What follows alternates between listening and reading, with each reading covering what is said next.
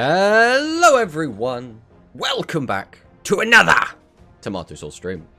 Today we're going to be playing some Noodles. We have just had the new box out, we have had some good tournament results, and it's all been very exciting.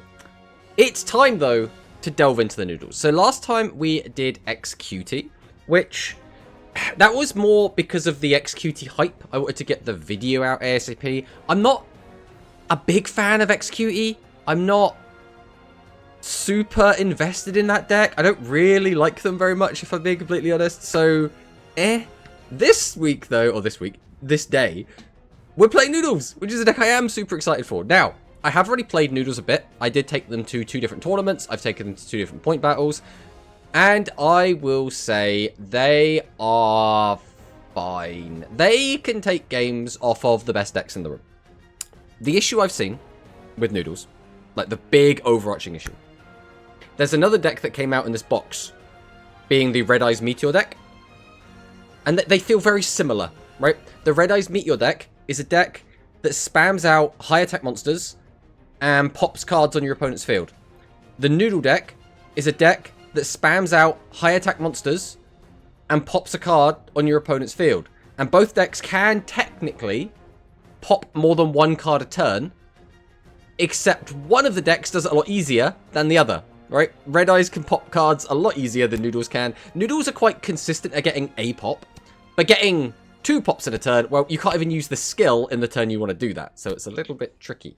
Whereas Red Eyes just gets to do that for free, as well as the Red Eyes deck just pluses a whole bunch, right? You've got the Meteor Drake gives you a plus, the Meteor Chick gives you a plus, the skill gives you a plus, which I guess we're going to count that for the sake of this.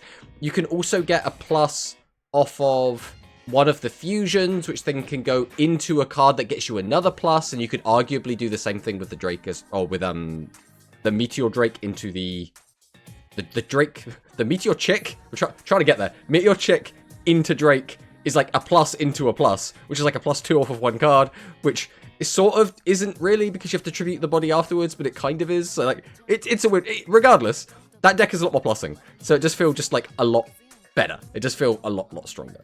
So that being said, I do think Noodles is fine. I do not think Noodles is strong, realistically, but the deck is fine. It's solid. It's good enough at what it does, but it feels like it's falling into like Neos territory, where it's like Neos is a fine deck. The deck is like pretty good at what it does, but what it does, other decks do better. So it's like, why would you play it, right? But before we jump into all of that, we should say hello to everyone in the chat. So we have Gunkin Sushipshari. Hello, Gunkin Sushipshari.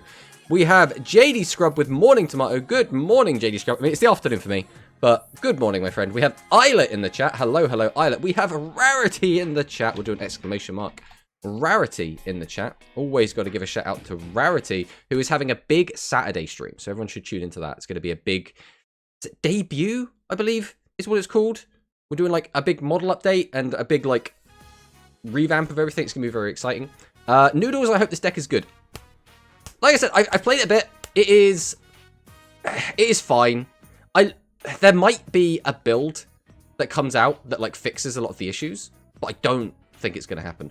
I do have 2 different builds I've been trying. One of which is a Secret Order version, which is better against some matchups, and then the other is like a trap heavy version, which is better into other matchups.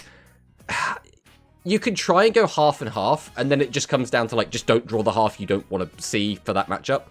It can get a little bit tricky, but there is that. We have Darth Victor. Hello, Darth Victor. We have Corey in the chat. Noodles. You say that like you don't like Noodles. I want to know, do you not like Noodles? We have Hikari in the chat, who Hikari did have a stream earlier on. We'll do an exclamation mark Hikari as well. Because me and Hikari both played in the point battle this morning. Hikari did a lot better than I did. The point battle this morning went quite well early. I was like, I think I got to like 3rd place at one point, and we were doing quite well. We were winning all of our games.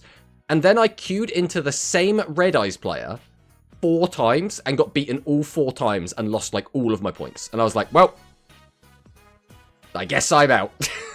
But we had fun nonetheless. We got some good testing in. We have the Dr. Alex, who is finally back from his vacation. Well, time to grind a new streak. You lost your, like, 300 streak or whatever it was. It's gone. Rest in peace. That was the highest streak we had, and now it's gone. Fake fan, real. We have Toti in the chat. Hello, Tomato. Hello, Toti. Welcome, welcome. Are Noodles truly best deck? I mean, I would like them to be, unfortunately. The thing is, I don't even think... So initially, the logic was, okay, Noodles are going to be held back by the fact you can only fuse once per turn.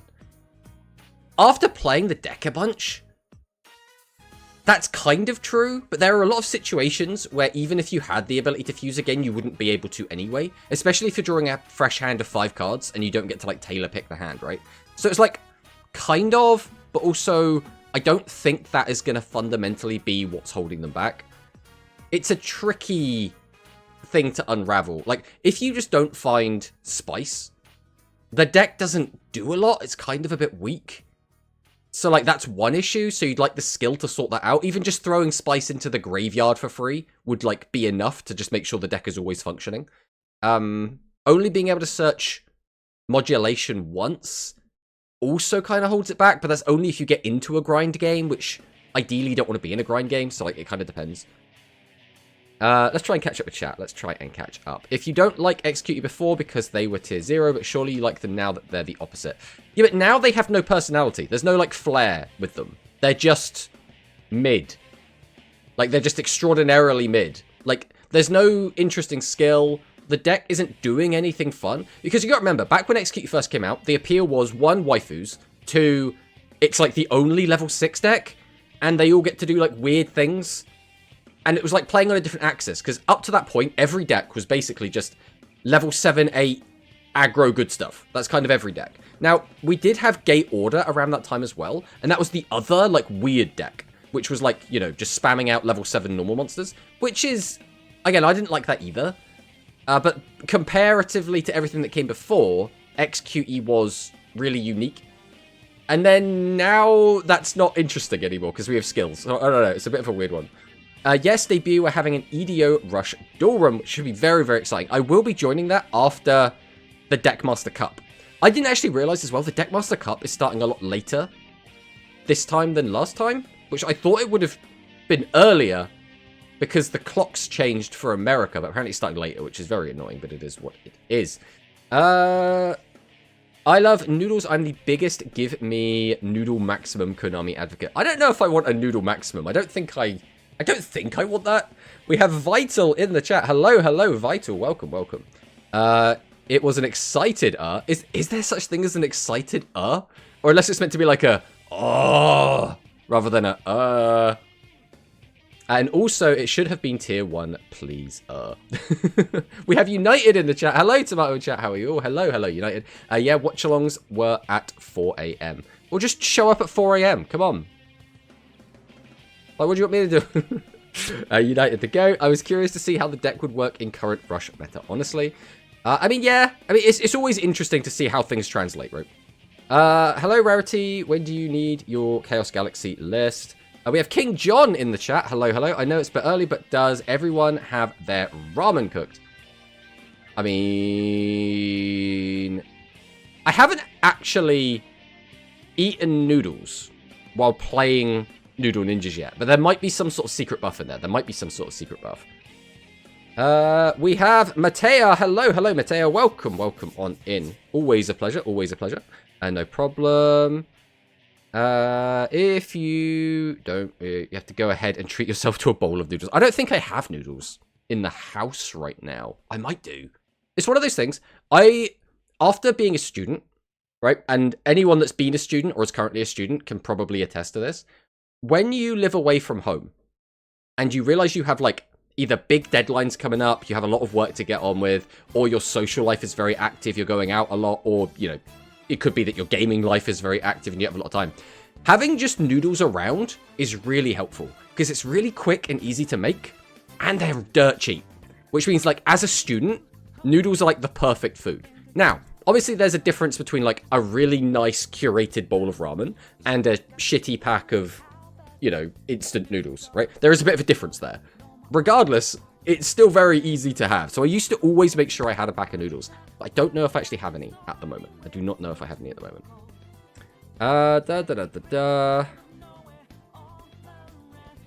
Why is the NPC using Harpy's feet and Konami dared to not give it to us? I don't know what you mean by that, but we don't have Harpies, but we will get Harpies eventually, and that's something to look forward to. But hello, Dio. I would wake up by 4 a.m. for Revolver, shake my head. Exactly. Because Konami hate Rush. Real. Hello, Luis Fernando. Hello, hello. Something we should do in the future, just all of us pulling a Naruto and making ramen. I mean, ramen is delicious. I went to a Japanese restaurant while I was at university, so this would have been, like 8 years ago or something at this stage.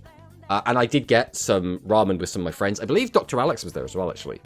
And it was delicious. It was amazing.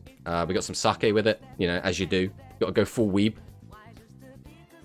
I did brick 5 games in a row. Noodle debuff. Oh no. Oh no. Revolver's a really good character, so why not? Time to go a switch long. I hope everything went well. Yeah, otherwise, you would order food and it costs a lot more. Exactly. Exactly. You don't want to be ordering takeout all the time because takeout's expensive, especially now in a post-COVID world. Takeout like tripled in price or something silly. It got crazy. At least it did over here. Pot noodles. Nah, I'm not a pot noodle guy. I would rather have, like, just a packet of dried noodles than a pot noodle, personally. Pet Master with feet out. There we go. Twitching a curry stream, and it's funny, the only good card is missing from Atarian is Matarian Fusion. I mean, yeah. I mean, we kind of already knew this, right? I will say I mostly do instant ramen, particularly beef flavor, but I really want to try a proper good bowl of miso pork ramen. I'm trying to think... I can't even remember what ramen I had. I remember the tastiest bit was the bamboo. The bamboo in the ramen was delicious at the place I went to. Some of your friends and Dr. Alex, so mean. No, I said, and Dr. Alex was there. It's not like he's excluded from that.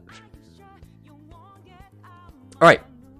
Regardless, I think it makes sense to start with the yappy bit, right? So, we're going to go ahead and start out talking about the current meta.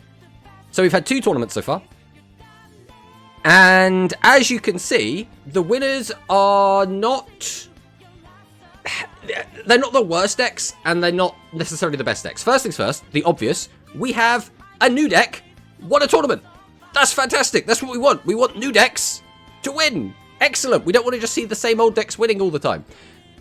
Dynasty's finals was a little bit like, are we, is nothing changed? Is the same best decks going to always be the same best decks? Arcro Music Princess? Ugh. And then even after that, it was Join Tech and High Tech, which is like, we don't, that's not what we really want, if we're being completely honest.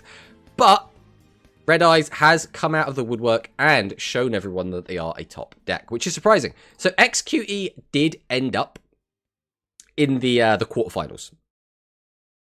To be fair, XQE kind of...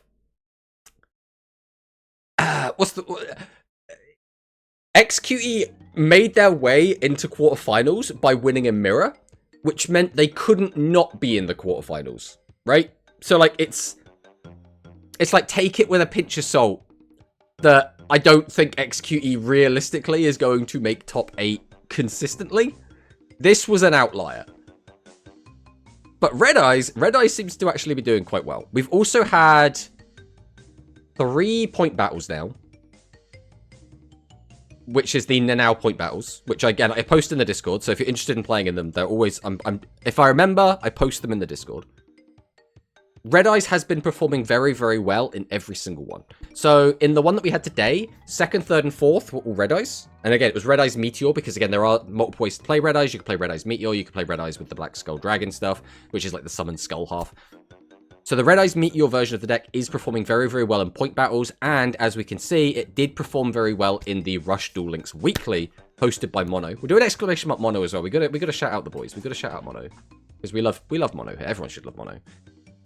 But because of that, it does seem to be the winner. It is the winner of the box. Red Eyes Meteor is going to be your tiered deck from the box, let's say. Let's try and catch up with the chat again. Noodles still have good cards to come. Yes. So Noodles, we're missing a consistency spell card. We're missing... Are we missing anything else? Is it just sorcery? I'm trying to think now. Because obviously we're missing some of the good fusion cards. The thing to remember is that Noodle is not a competitive deck in OCG, right? It never really was. Noodle is kind of a Duel Links thing. Because, like, we just got a new wave of Noodle support in OCG, and it hasn't really done anything, which is a bit of a shame, but that is just kind of what it is, right? Most standard balls of ramen people get are using pork broth. Hopefully should. It'll always be present for noodles. Red Eyes Meteor deck. I faced it once. It's definitely quite good considering Meteor Dragon. 3500 base attack fusion. Well, it's more than just being a 3500 guy, right? So you get a free pop off of the fusion spell, which is really good. As well as the fact that the fusion spell lets you fuse from hand, which is really, really good. You get a free plus off of the skill itself, which also gets you any of the cards you need. So at least once, you'll always guarantee you've got it, but chances are you're going to get all 3 uses out of it. On top of the fact it's a non-effect monster, which means it is immune to things like Shady. And because it's a special summon, it's immune to Trap Hole, which means the best card to use against it is going to be something like Compulse. But because it pops a card when it comes in, you could pop your opponent's Compulse before they get a chance to use it. So there are so many things going for the Red Eyes Meteor deck right now. Like, it does so much. Hey, I'm the Jointech Hero. No, Jointech Hero isn't out yet. When Jointech Hero comes out, it will be a very good day. But until then, no. Execute, you need a yellow button. Even Hero have one. Yes, I think that... Right, so we have an interesting debate going on, which is a lot of people are saying that... Oh, we are in an ad break. We'll let the ad break peter out.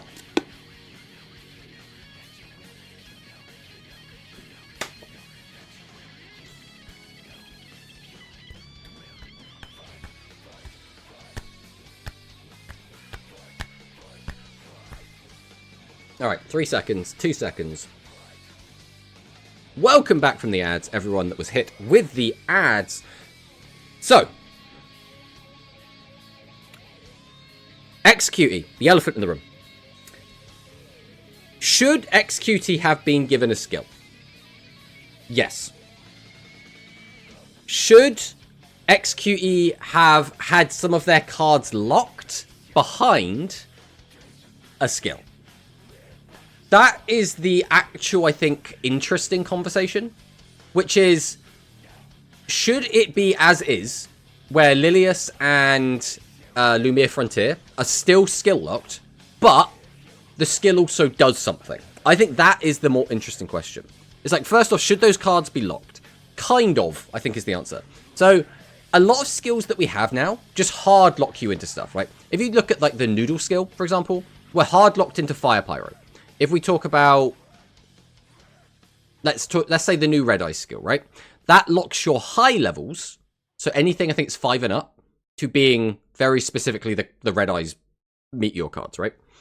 So a lot of skills already wouldn't let you play Execute. So the question becomes, do we just make sure that every skill going forward doesn't let you play level 6s, or at least the skills that are going to be considered good on their own merit? Or do we just let you splash Execute into some decks? So we've already started seeing some people experiment, and I think the big one is going to be Gradius. We started seeing people playing Gradius and then putting in like a small Execute package, which is, I mean, that's cool, right? The thing is, if you get the ability to just splash into any deck, Lumiere, who just gets to bounce level 7s and 8s, which right now is a very strong effect. In the future, maybe won't be as strong, because as level 9s and level 10s become more powerful, again, it's going to be very meta dependent, because it'll be like up, down, right? Level 9s are more important, level 8s are more important, level 9s are more important, level 8s are more important, depending on what decks are currently seeing play. Like Music Princess right now uses both, right? If you go into Action, that's a level 8. All of their main deck bodies, which you don't really want on the field, but quite often you do end up summoning them, they're all level 7 and 8, but their other fusions are level 9, so it's kind of it can be really good, it cannot be really good.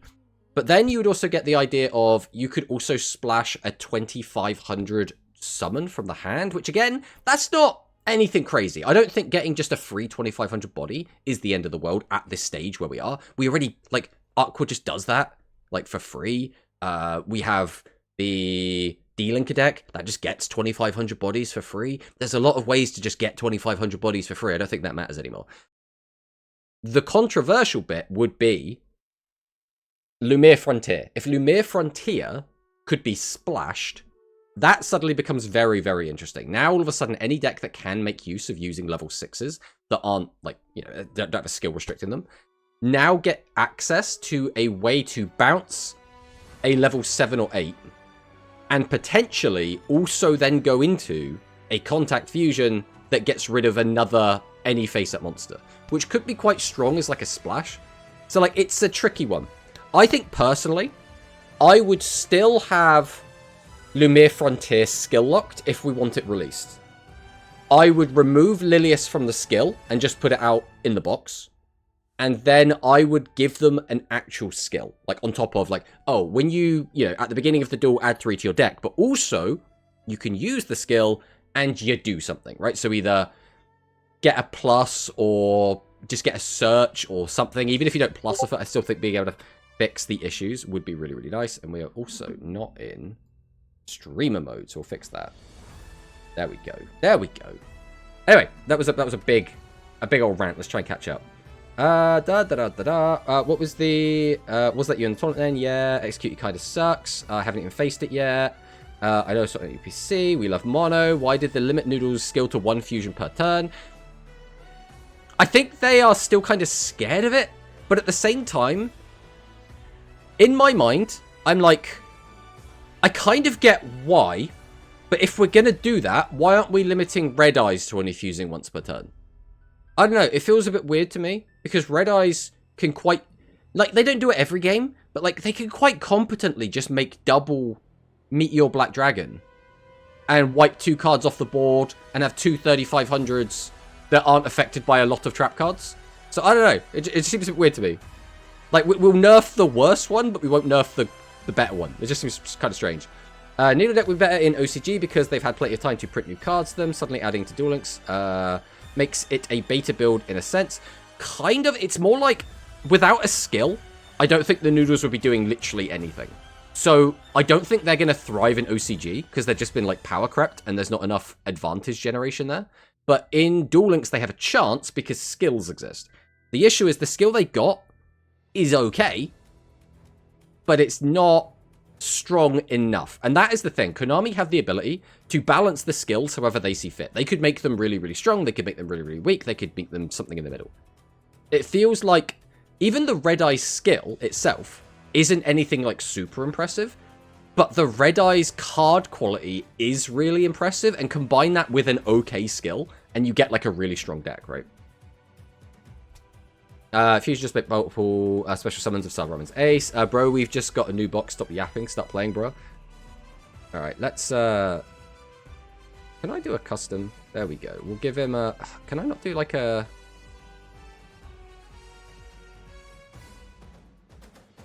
I want to do a custom timeout on Promanicus, but it's like 10 minutes minimum is what it wants to do.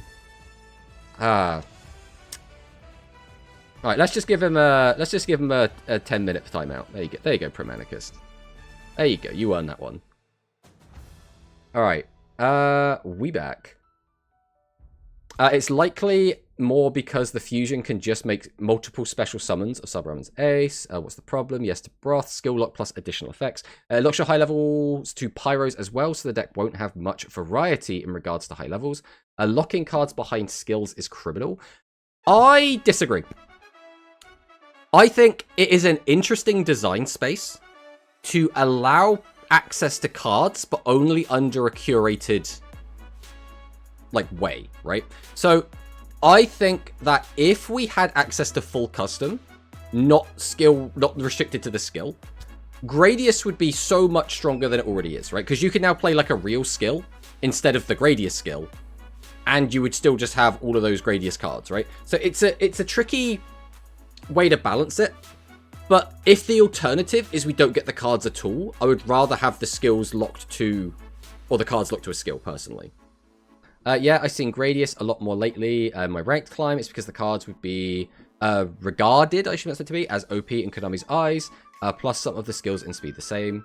We have Skywings in the chat. Hello, Tomato. Pyro deck top tier again in your hand. I mean, I would like to think so, but I don't know about that.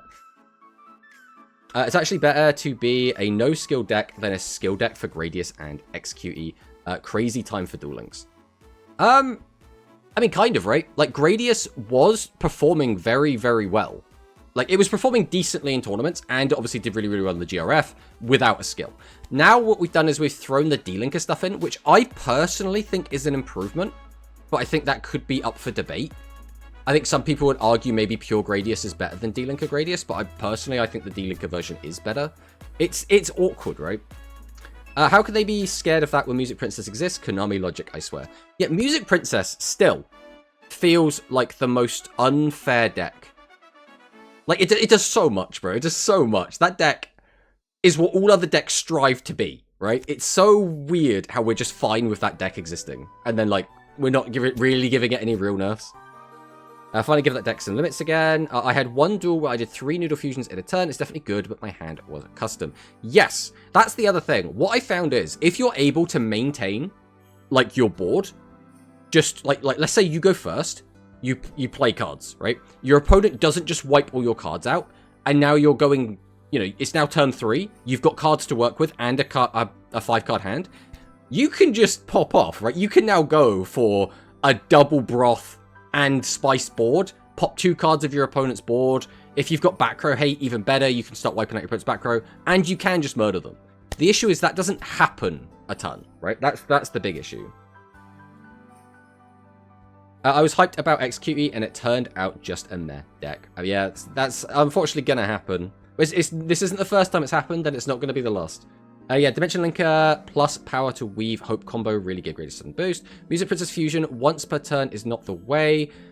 Just make them only tribute 1 monster for boss once per turn, because that's how Rush Duel should be played. Kind of is how I'm gonna answer that. So it's a weird one. In the modern game of Rush, right? So the OCG right now, in terms of, you know, we've got all the fusions, we've got the rituals, we've got all the modern cards. You never really want to tribute 2 monsters to summon a boss, right? But that's the modern game, right?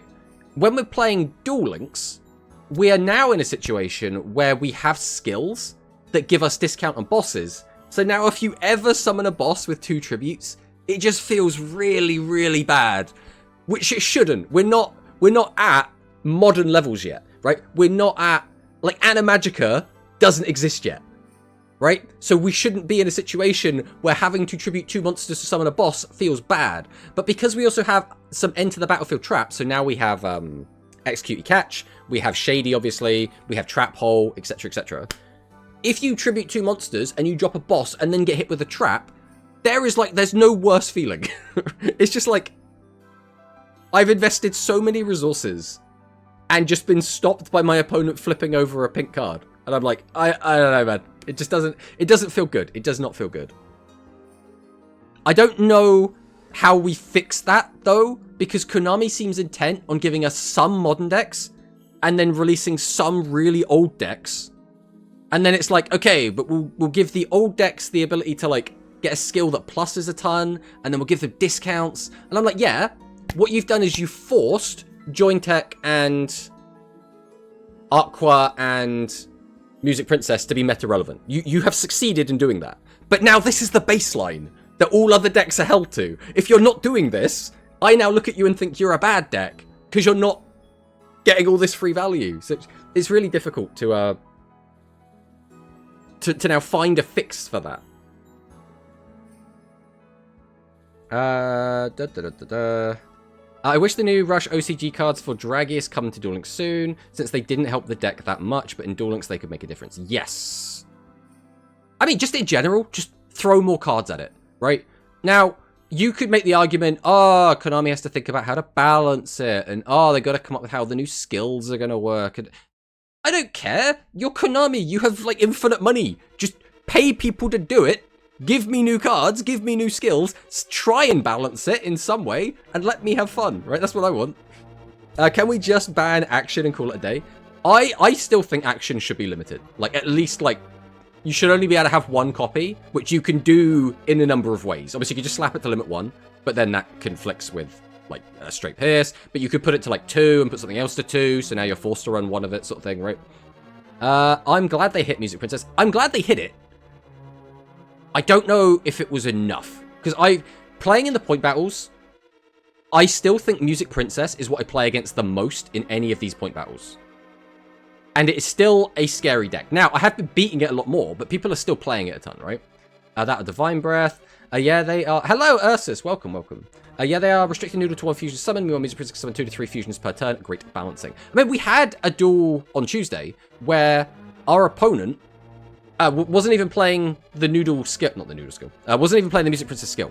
And they just had 1 copy of each of their bosses, and they still... And only 2 copies of Ballet. And they still hard drew into summoning 3 bosses in 1 turn. We were just like, yeah, okay, you win. You're the main character. Let's ban both. Real. I think it's hard to believe they'll technically nerf Music Princess for a 3rd time. Yeah, apparently that's Konami's idea of balancing. A much better solution, honestly. Hello, Badge. Welcome, welcome. Animagica mentioned. Oh, yeah. Oh, yeah. I mean, Shady is basically the only reason why that would happen these days. My argument for Music Princess is that Tribute 1 monster for boss is not the signature of Music Princess. They're literally stealing Monarch and other decks' unique points, same like Aqua. That's not how you should design a skill. The question becomes then, what would you do if you wanted to make Aqua meta-relevant, but you didn't give them the discount? I don't know how that deck even works. Because now you don't have the ability to build a board infinitely, which is like how Aqua works in Duel Links. You don't have great ways to beat set 3 pass. You don't have great ways to like bash over big things. Like the gimmick that Aqua now has, which they found their niche in Duel Links, is just spamming out 2,500 attack monsters under a field spell, right? So like it's a tricky one. You've now got to basically completely rethink how the archetype works. I wish they would buff older skills since balance is getting smaller and smaller. It would be nice. I just don't think they have an incentive to, so I don't think they're going to, which sucks. Join Tech could do the same thing. Konami, release Animagica, but Shooter and Whip go to 1. Imagine if they both went to 1. That would be pretty funny. Loki hoping Konami would release more Harpy Lady cards. I mean, I think a lot of people were. No way. Yeah, the Konami should design skills that fit their theme instead of random bullshit. Yes. I think, though, that skills are a way to have some interesting design expression. The question is that at the detriment of the theming of the decks? And in some situations, I think it is. But I am happy that Aqua was playable, right? Because Aqua could have come out with like a really mid-skill and just been a nothing deck, which a lot of people did expect it to be, but it ended up actually being pretty good, right? Imagine you share your opponent's monster and then they use Curse of the Rising Light. I mean, it does feel pretty bad. Change the future. Why has Konami added the Animagica deck to the game? That's my question. They added Witch, but not the rest of the deck. Well, Animagica is a very, very strong, very, very easy to play. And it's actually a modern deck. It's a weird one. So with a lot of other decks, you can look at them and go, okay, we don't have this, so this isn't the strongest version, right? So for Gradius, we have a lot of the Gradius stuff. Obviously, we don't have a real skill with them. Gradius is full custom is locked there, right? But the way to play Gradius and have it be an actual top tier strategy in the OCG was to play it with the Cyber Dragon stuff. We don't have the Cyber Dragon stuff that made it really strong. We don't have Chimera Tech Over Dragon. We don't have the Cyber Dragon Fusion spell. I forget what it's called. Cyber Rush Fusion. We don't have those cards. So that deck, even though it came out and it was like, okay, this is going to be a strong modern OCG deck, it was still missing a lot of the big important pieces to actually make it really strong. XQE is in a similar boat. XQE was decently strong a little while ago, but again, we're missing all the pieces that make it a really strong deck. So we haven't actually taken any actual modern deck, picked it up, and just dropped it into Duel Links yet. We've been close, right? I think Gradius was the closest we came, where we took most of a really good deck and threw it in. But we missed out on the key bits that actually made it a strong deck. I think it would be a really interesting experiment to take a modern deck, like verbatim. Like, so it's a 40-card deck, it doesn't have a skill, you just get all of the cards from that deck and put it in Duel Links and see how it performs. I think that would actually be really, really interesting. But obviously that's never going to happen. They're scared of Hikari, which was released way earlier before Animagica as a whole was in the original game. Yes, although we should have Leader, right? If we were going by the original release schedule, we should have Leader by now. I'm just saying. Damn, okay, definitely makes sense now. For Aqua, maybe restrict the skill to only tribute summon one monster with a different name per turn. That is an interesting way to do it, because that also might incentivize playing the old Diankito, but I don't know if you can run lights. No, I don't think you can run lights and darks with the new skill, so... I think 2 tributes for 1 is very strong, and Konami will probably use it even more in the future to make Weaker decks relevant. Yes! I expect them to do that for most of the 7s decks. Basically, any of, like, the old decks from back when the power level of the game was a lot worse, I think you add that sort of skill into. Which is why a lot of people were expecting that to be the case for Air Formula Eagle. We were expecting to get that for 1 tribute, just because it was like, I mean, it kind of makes sense. Animagica feels like a bridge between old and modern Rush. I don't know if I think Animagica is the bridge. Maybe? I'm trying to think. I haven't had to think about this before. What was the deck that just like... Probably Celeb Rose, I think, would be a better example. But Celeb Rose is also kind of an extreme, so I don't know if that's a good example. Classic Konami released half the deck, released later to become playable in Duel Links. I guess I don't remember much about Rush OCG than I thought. Give us Chaos, Magician, Ritual, yes, Full Power, and Defiant Soul. I mean, it would be interesting, right? Because, like, I think there are some people that would argue if you got a full-powered deck, a modern deck is able to plus out the arse and make a ridiculous board very, very easily. So it would absolutely steamroll everything in Duel Links. But I think there'll also be people that argue that skills are just so strong, they add so much consistency, and they add so much power that it wouldn't matter. And I would probably fall somewhere in the middle. I think that it would be an interesting matchup for sure. But the thing we have to remember is, by the time we get to that stage where we get these like modern powered decks, we will have skills with them, right? The only time we have to worry about the weird, like, get them without skills is when they're being brought forward. Like, I mean, XQE isn't really brought forward at this stage. Like, you gotta remember, XQE originally came out and was really powerful.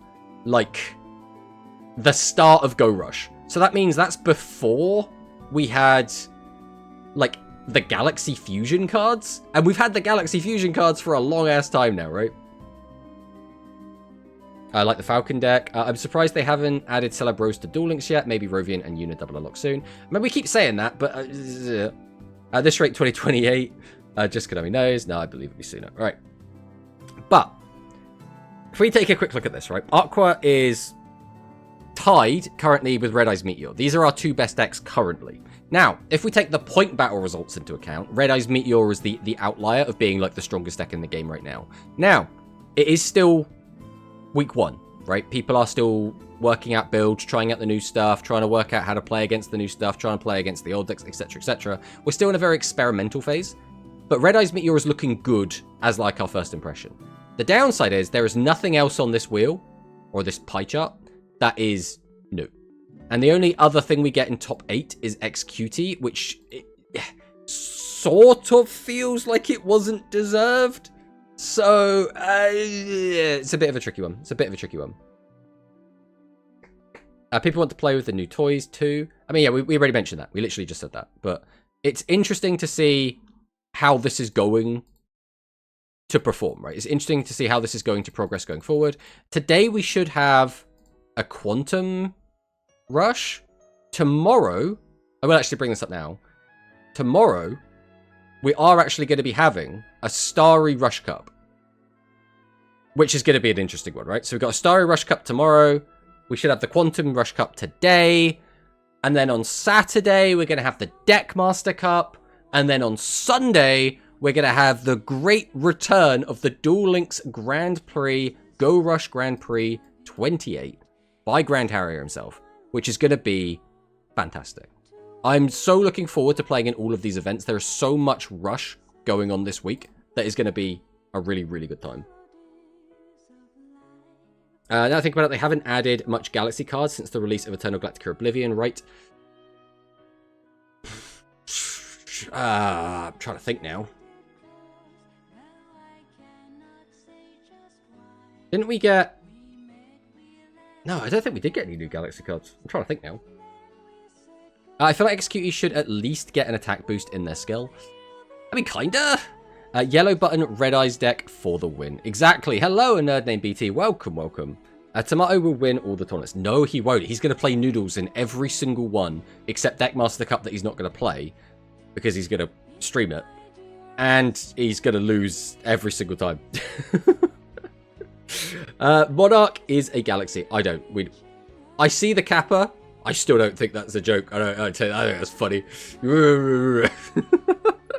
Imagine if Dragia's skill was 2 tributes for 1. I mean, that would be drastically different though, right? Because the Dragius bodies, the main deck monsters, are really good, whereas a lot of the other ones are not really good. So it's like, Monarch the best cyber support in Duel Links. I mean, unironically kind of true. But yeah, I'll go ahead and chuck this one in the chat now. So this is for tomorrow. I would chuck Quantum in. I don't want to like overwhelm people with a ton of different links. But this is Gryan's Starry Rush Cup, which is tomorrow. We do have a Quantum tournament that should be today, but it looks like he hasn't posted it yet. So we're just going to have to wait until that gets posted. But with all that said and done, I think it's time for us to play some Noodles. So we're going to jump in. So I'm going to start out with the trap version of Noodles, and we'll see how this goes. We'll see how this goes. The Light Monarch is a galaxy? Well, I know that. I understand that, PTRG. It's still not a galaxy. I would accept Spacing Drago without the character. The problem with not getting a character would mean you'd get probably an archive skill, if a skill at all. So, ooh, that's, I mean, this hand could be fine. We'll see how this goes. Tomato in noodle soup broch makes sense. I mean, we'll see how this goes. We're going to have to draw quite well here.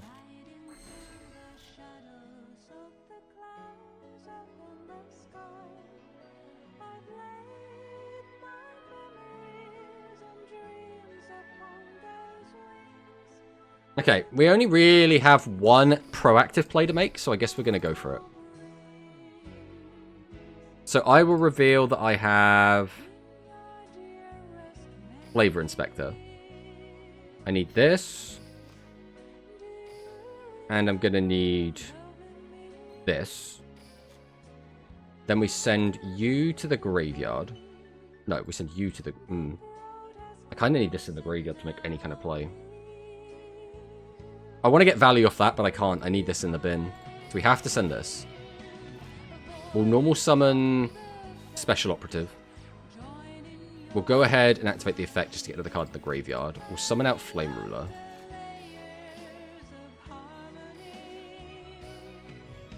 Tribute to summon. We'll activate the effect just to get another mill. Then we'll go Fusion. Because we can't clear out the whole board anyway, it makes more sense to go for the back row.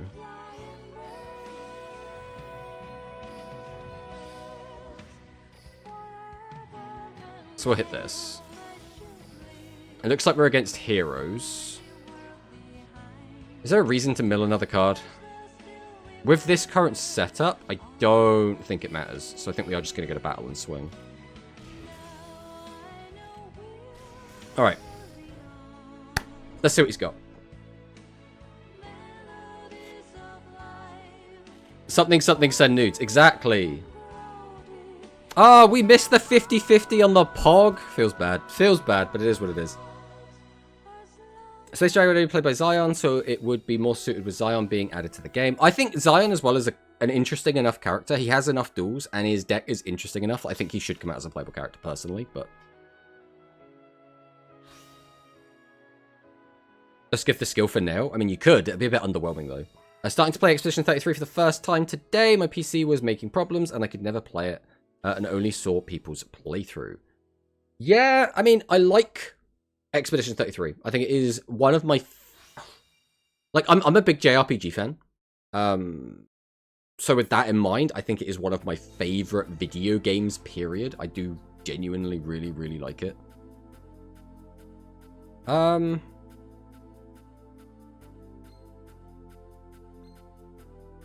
screw it. Let's trap hole this. I don't know if this is the correct card to hit, but he's already sent one to the graveyard. He's got all 3 in graveyard now, which means he needs to get it back from the graveyard if he wants to use it. Spark Boy.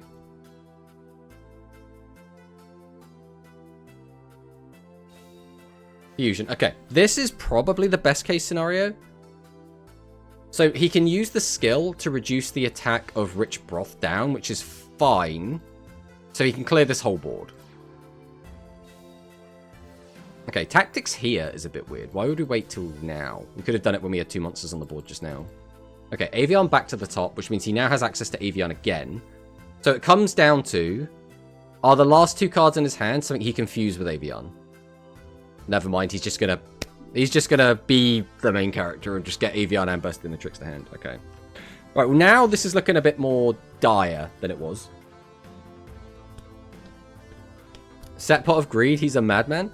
I think setting Pot of Greed there was fine, unless you're trying to play around specifically Curse.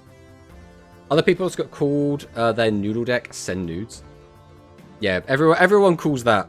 That's kind of, you know, the big joke going around.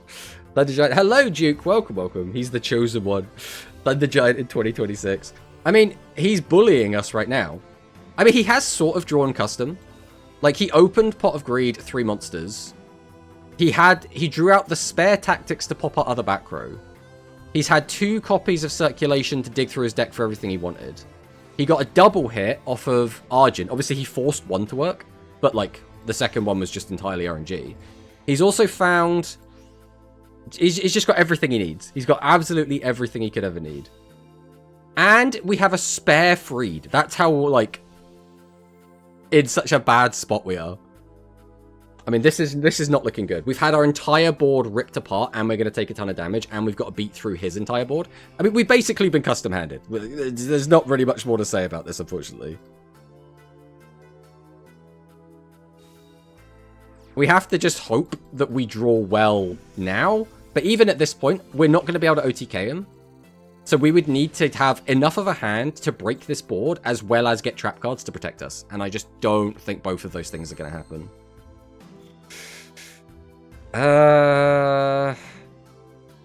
When we have options.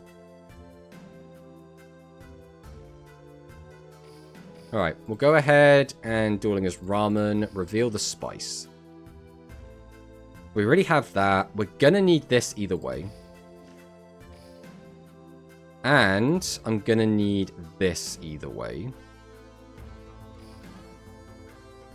Then, there's no real point to keep this, because we're gonna use this to go for our fusion anyway.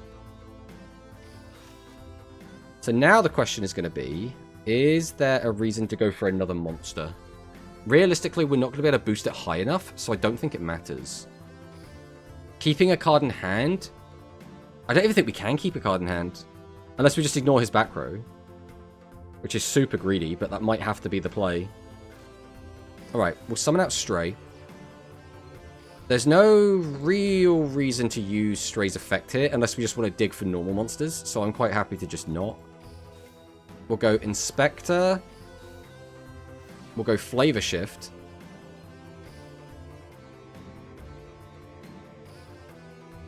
Change the name. Activate Fusion.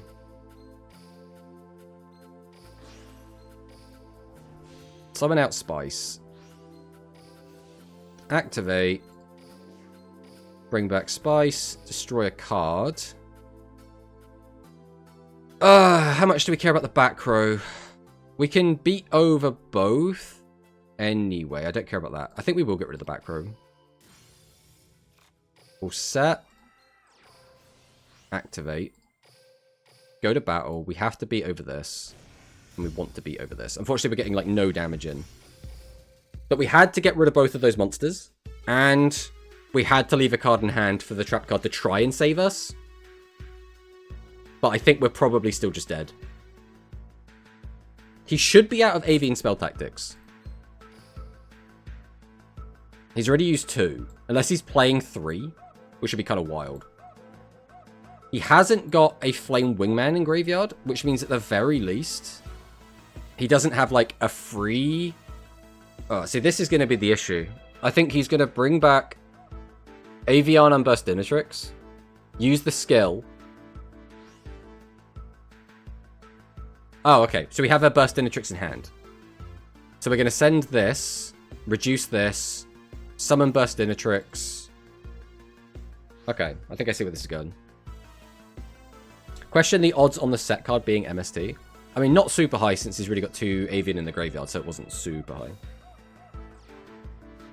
Okay, this is the issue now, though. He's going to go for the fusion summon, and then it forces my back row. Like, the only way this works out for us is if he goes into Flame Wingman here, which he doesn't. So now we're just forced to do this.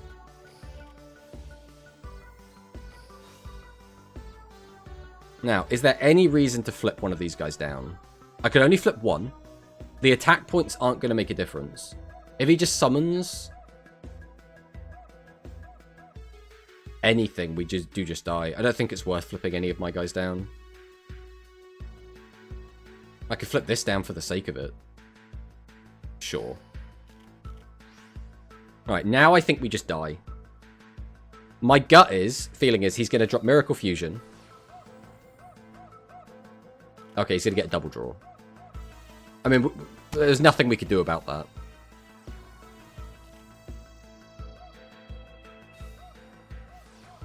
I mean, if he had TSA, nothing we did mattered. Because again, I could only flip one of my guys down. I guess what I could have done is flip both of these two down. But then all he has to do is summon out a third monster and we die to that anyway. So I think this was just one of those we never stood a chance games. He can flip Voltic Wingman back up anyway. Yes, but now he can't have it face up. So like if he wants it face up, he has to have it in attack position. That was the difference there.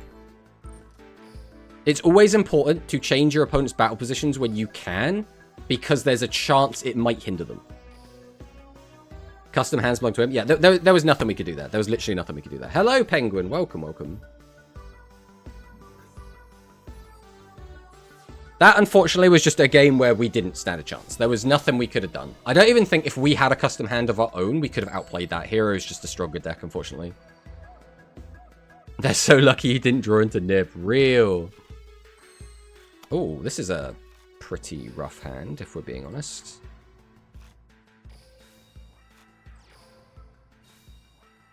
Let's go for high defense monsters across the board, see what he does. Okay, so this is a mana boost skill, but this could be something weird.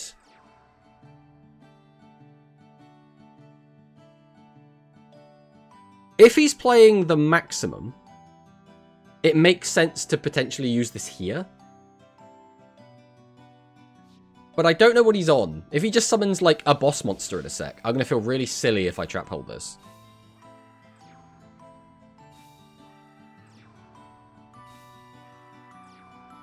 Okay, well this tells me nothing. I have no idea what he's playing. And he attacked the only one he could clear, which is funny, but I do want to have a normal in the graveyard, so... Okay. So we can do that, go for the pop. Do we have a way to lethal from here?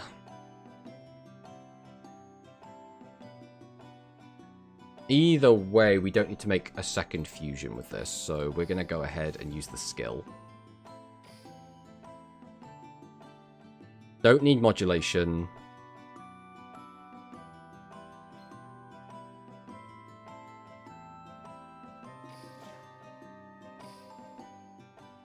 So go ahead and grab these. How many bodies do we need? We could keep that one on the field. We could summon, tribute both, summon that. Summon, tribute, do that. So I only need 2. Means I don't need this. So we'll put this in the bin. We'll flip this up. Go ahead and activate the effect. Send this. And grab this back to hand. Summon out Flavor Inspector. We'll go Fiery Blaze. Let's go for this one. Not super helpful, but it is what it is. We will then Tribute 2. Summon this. Flip this up. we will activate Spice, summon Flavor Inspector, activate Fusion.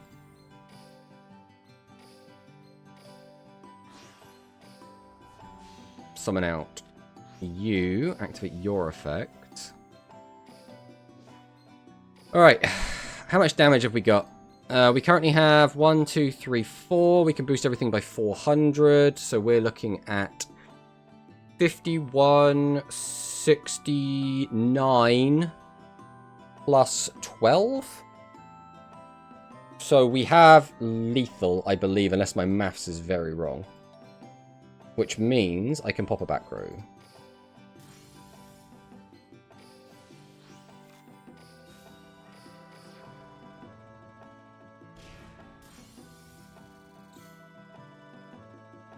Okay, he had 2 traps, we had 2 pops. There was not a lot we could realistically do about that, unfortunately. I should have probably attacked with Spice either way. Because even if it was... God, what's the card even called? The Music Princess's Recital? It wouldn't have worked because I'm a level 9. There was literally no reason to not attack with that one first. We did make the right decision in popping a back row, though, so...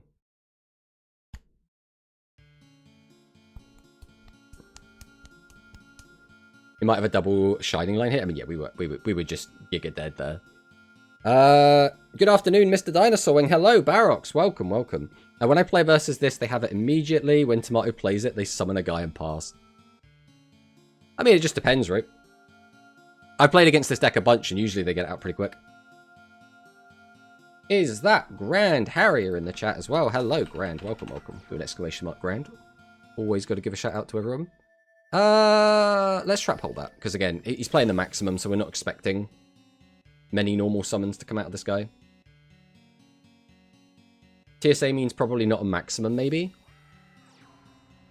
But he's playing the maximum trap card. Why would you play that if you weren't... I guess this could be like... bad... Noodle burn? Like, if it is, I'm just not scared of it, right? It is Salamander, okay. I mean, again, this is still not threatening. Like, what's the next part of the plan?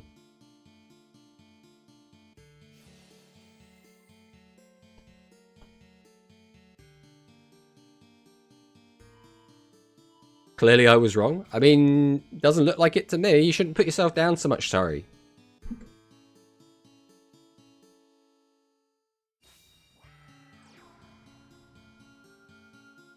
You would have got punished by Phantom Thief? Yeah, but he didn't have Phantom Thief, right? Plus, Phantom Thief wouldn't have stopped the big attack. The Spice attack, but it still would have put me in a weird spot. Let's go! Phantom Thief!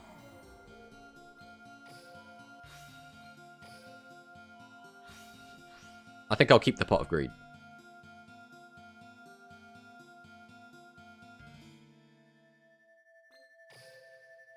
We still have 1 back row hate left in the deck.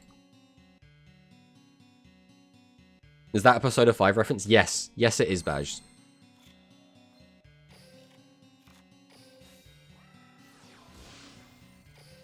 We'll go ahead and get rid of that. I mean, this is just lethal on board, right? I don't need to do anything. 1, 2, 3, 4.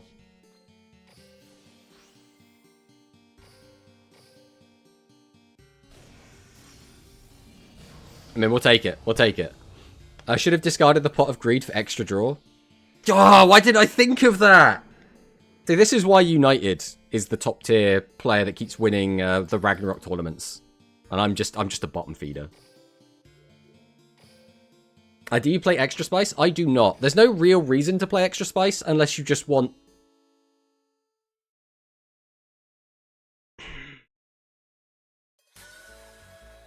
It kind of depends.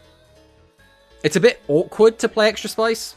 Because you definitely want to have 3 Spice. You definitely want to have 3 of the Operative. So it's like putting more in. Because I was playing 8 bosses at one point, but I just kept bricking. It was just brick, brick, brick, brick, brick, brick, brick. But hello, Zaki boys.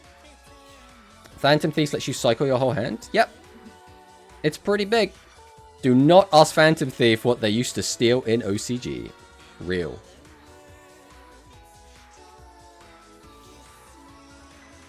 They used to steal a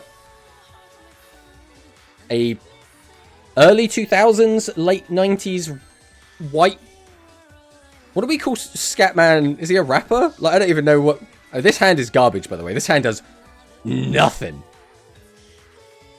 He's also playing the normal win deck. Oh, this is an awkward hand, isn't it? I think I still keep this, because if I flip down the Air Formula Eagle, that's like the best value I'm going to get. Now I think about it, how good is the Phantom Thief card? Because I bought the bundle and was considering adding it to my Light Galaxy deck. Wasn't sure if people thought it was good. It is a strange card in this meta specifically. We have a lot of ways where it does like nothing, but we also have a lot of ways where it can be the most important card in your deck. So like, it's a really weird card. I think my current opinion on it is, overall, you probably just don't need it. I don't think it's going to make enough of a difference in a lot of matchups as to where you necessarily need to commit a spot to it. But like, there'll be some situations where it's really good, right? Like, against Red Eyes, it can be really strong.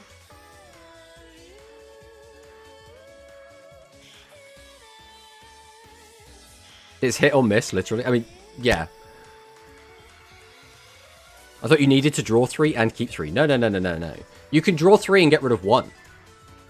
So if you have like 5 cards in hand, you activate it, draw up to 8, discard 1, you have 7 in hand, draw for turn, you have 8 cards. Behold, Shiny Shady!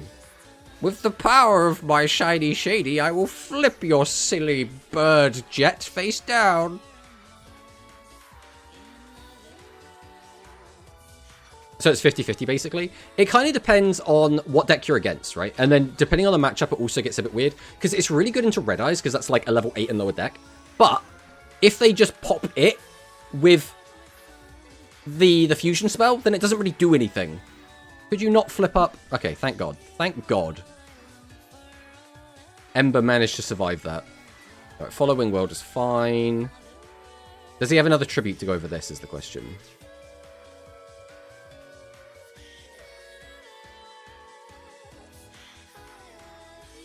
Another issue that has come up a little bit. Yes, he does. And it's another Formula Eagle as well for maximum value. Okay. We're just getting bullied at this point. We bricked, and he has opened like the best possible hand he could have. This is really rough.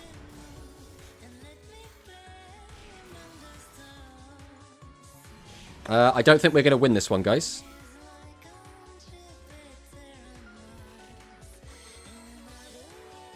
I mean, what can we even do?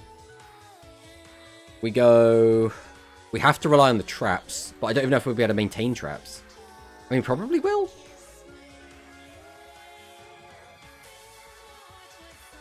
We don't have a spice in rotation.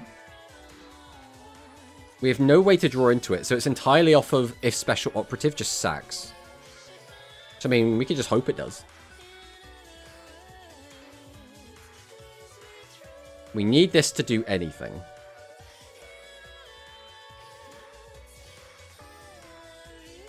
We need this to do anything.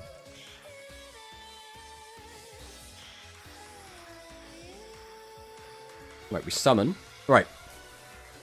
Our ideal is this mills a spice. That's not a spice. Okay. There is just not a good play to make here. Refilling the deck doesn't help here either, so... I mean, all we can realistically do... He shouldn't have any piercing in this deck. Oh no, because he's playing this, which means he's probably playing Meteor Charge. But he's going to flip the cards up anyway. But you can flip this into defense, and then get the pierce, which still puts me in like an awful spot. Right, let's get out the Ember then. I think we're just probably screwed no matter what we do, but we'll do what we can. We'll go Flavor Shift. Change this. Activate Fusion. We go 1, we go 2. Summon this out.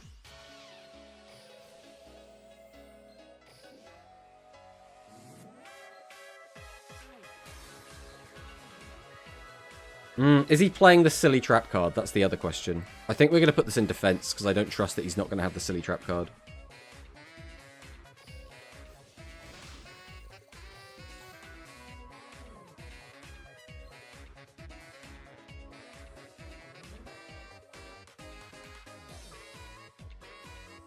I mean, if we're destroying that anyway, I don't think that matters. So we might as well go for a back row. That doesn't change a lot here. Well, there goes Pot of Greed.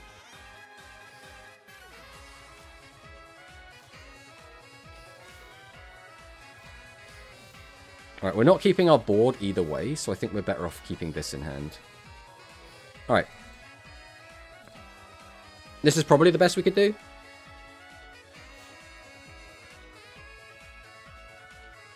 Fusion and Shift, send Fusion. I don't need you to backseat, Zaki boys. I'm probably a lot better at this deck than you, to be honest.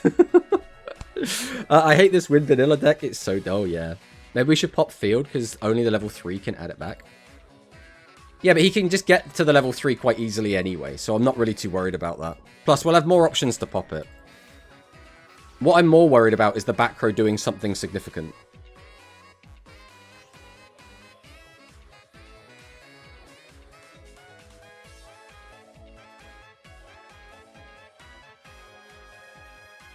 Okay, so we can't take all these hits or we die, so we have to do this. Hey, Globe, welcome, welcome.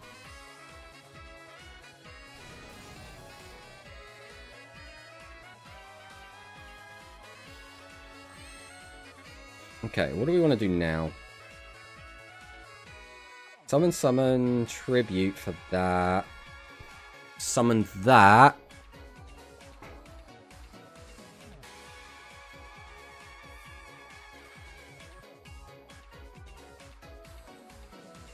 Okay. We have a lot we can do here. It comes down to, does he have the trap? Alright, normal summon. Ah, he does have a trap card. Oh, I don't think we have an option. I think we have to just go for it. So we're just going to go for it. Which sucks.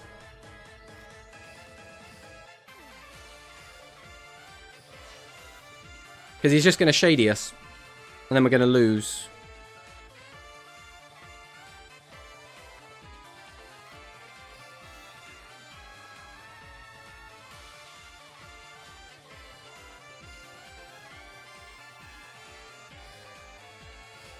If he didn't have shady, we would probably just win here.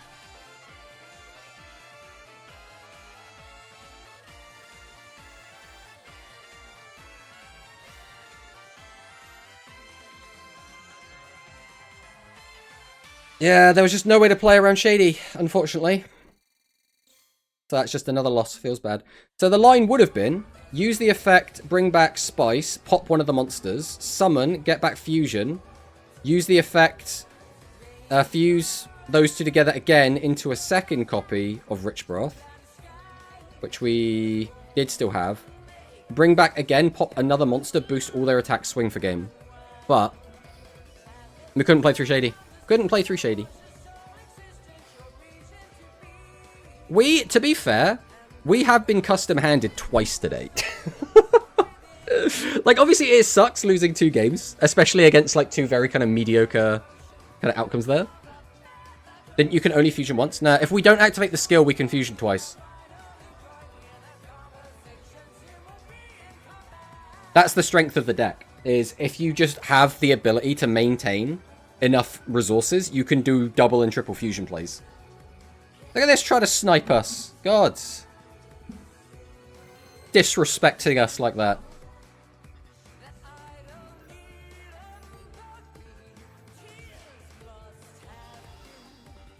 Alright.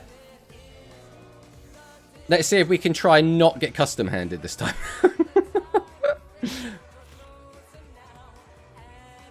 I just loaded into a match. Try to snipe us, Vital. We see what you're doing over there. You tricksy pigeon. I don't know why I went with tricksy pigeon, but it's what we've gone with and we're going to stick to it. Literally gave me a different opponent. Well, maybe that's given us some insight as to how the matchmaking works. Yo, is that Transam Linek?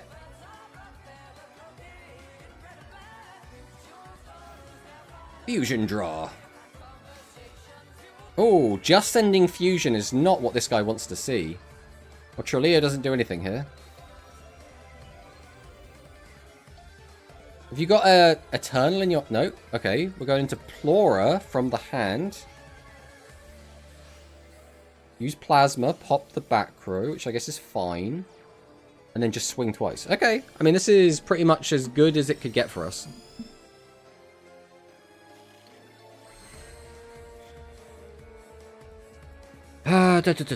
So, we already have that in the graveyard, so we have that access easy peasy. We activate that to get that. Is there anything I specifically need off of Pot of Greed? Back row hate. So we'll go Dueling as Ramen. Reveal that we are Special Operative. We grab this. And probably just you. I don't think you matter.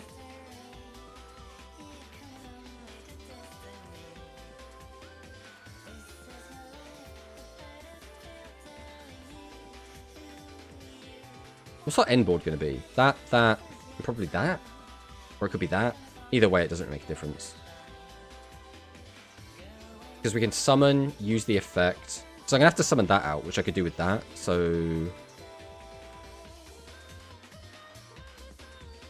we'll take this. We'll send this. Normal summon. No delay. Activate the effect. Well, that goes modulation to the bin, which is that's not bad. Then we'll go Pot of Greed to see if we can draw the back row hate. We did not. We got 2 traps, though. That's not bad. Then, following that, we'll go ahead and flip this up. Go ahead and summon out this. We could just go for this, or we could go for this. Either way is fine. Because we want to end on triple monster. It comes down to, do we want to get more normals in the graveyard? Which I guess we do. Right, we'll go Stray. Activate Stray.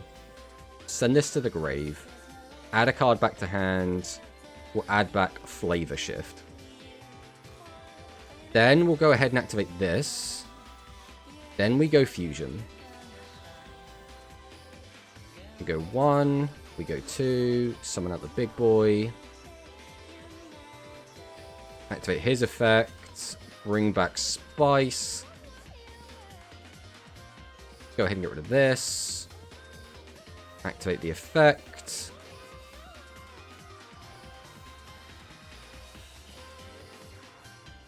Oh, again, we should have attacked with this one first. Okay.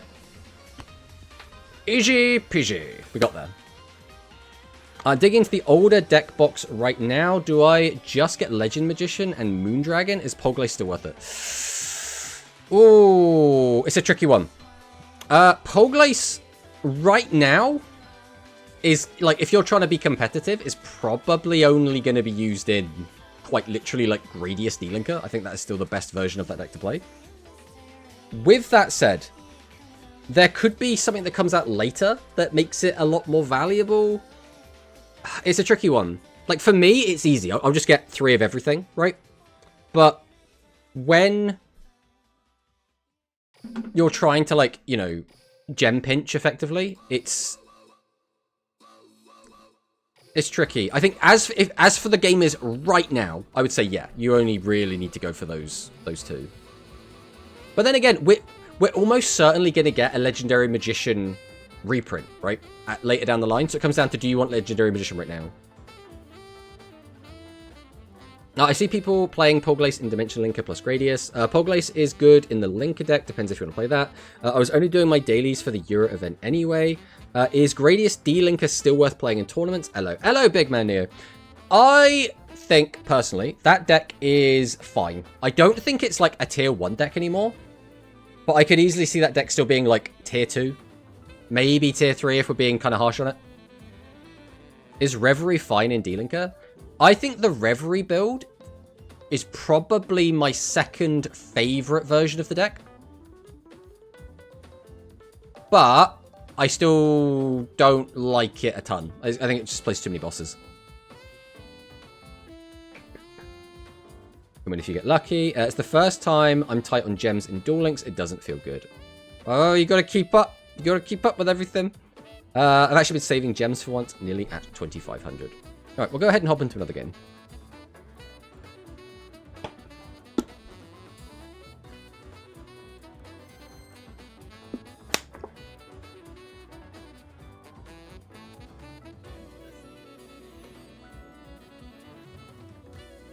We have Ibis.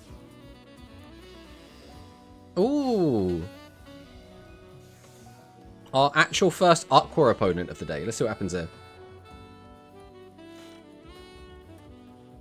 This hand is fine.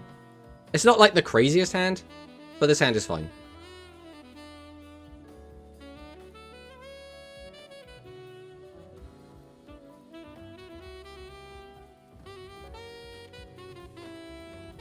Oh, our opponent is disconnecting. And there is the ad break.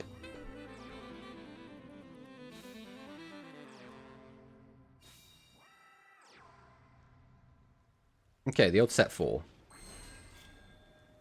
We need this, because this hand doesn't do anything.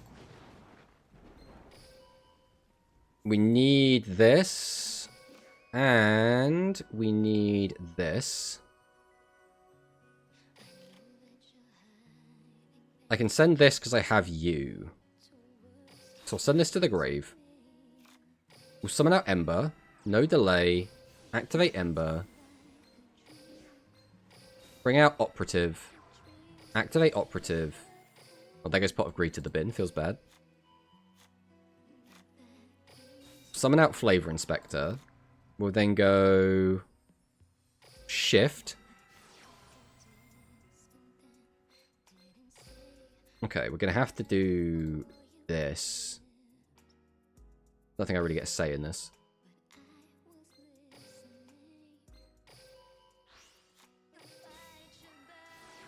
We'll go ahead and fuse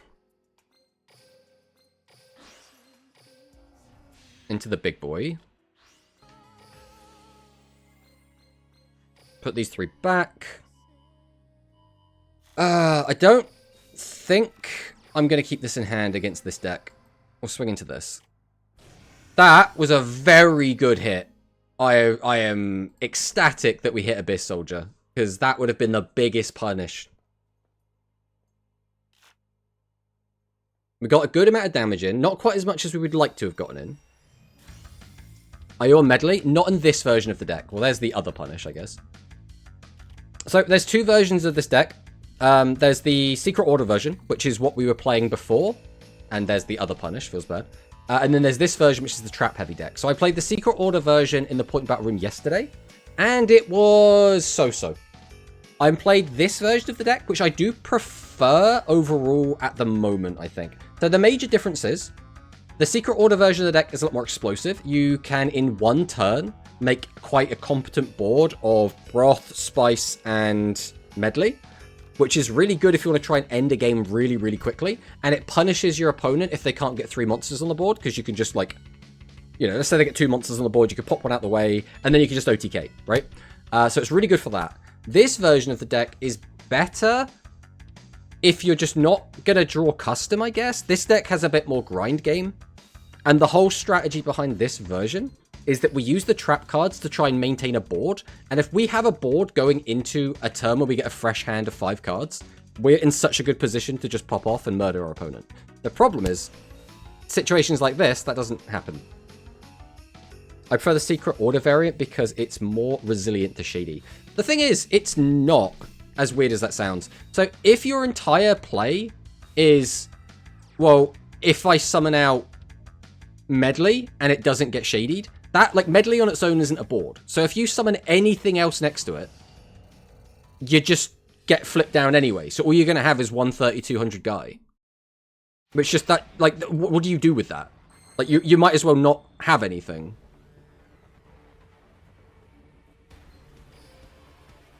We don't have a normal in graveyard at the moment. We could use that to get a normal in the graveyard. That's not too bad.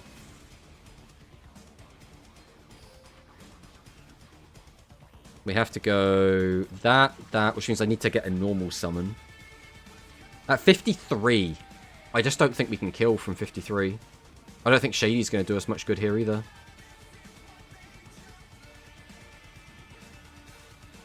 Yeah, unfortunately, this is just a loss.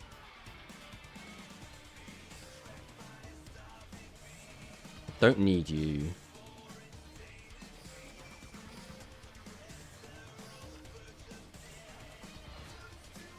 So I need to summon you, which means I'm not going to have any cards left in my hand, am I? No, I could force a card to be in my hand. But I have to use it immediately. I'd have to keep 2 cards back. Discard that. Summon, use the effect, do that. Summon, summon. I mean, I could. No, I can't, because I'd lose that as well. No, I could. Right. Keep that. Lose that, keep that in hand. Summon, summon. Use the effect, tribute. For that, summon that, do that. Oh. Okay. I don't like this, but we're just going to do what we can.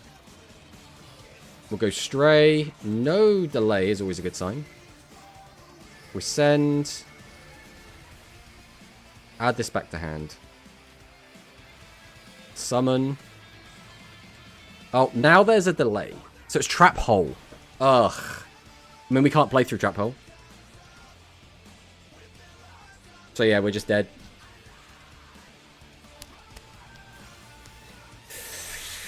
Yeah. I mean, we can still play, but now the Shady is dead.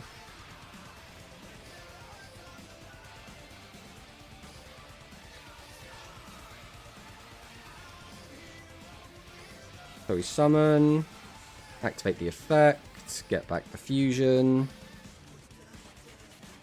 activate the effect, fusion into Broth, which unfortunately means we just died at any boss. So if he just has anything, we are just dead.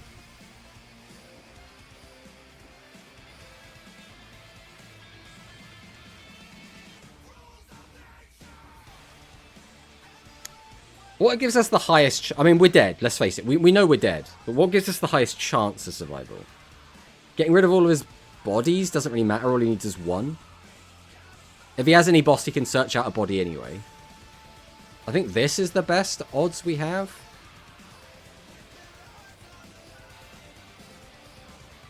We have to clear this out.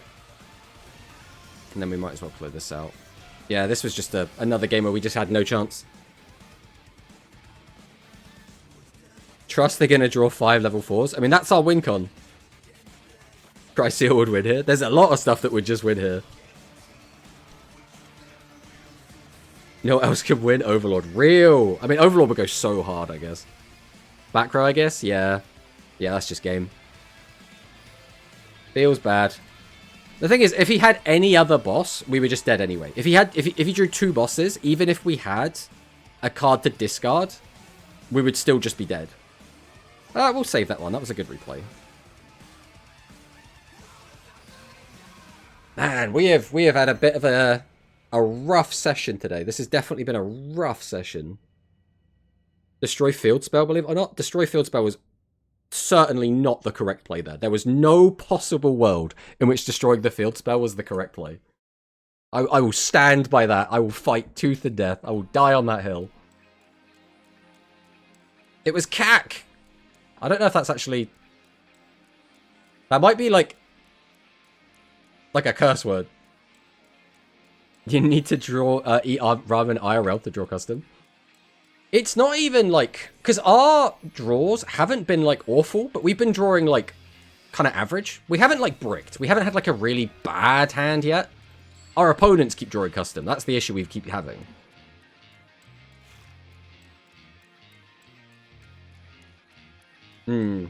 So this version of the deck as well would much rather go first. Again, provided we don't open like 2 7s. It was if your Shady was online. Why? We'd still have a 2100 attack monster in attack position. So we would activate Shady, flip down a boss, then he would summon out another boss, and then attack over, and we would still be on 21, he'd still be on 25, we take 400 damage and lose. So, no? Dueling is ramen. Right, well we need this. And we need this.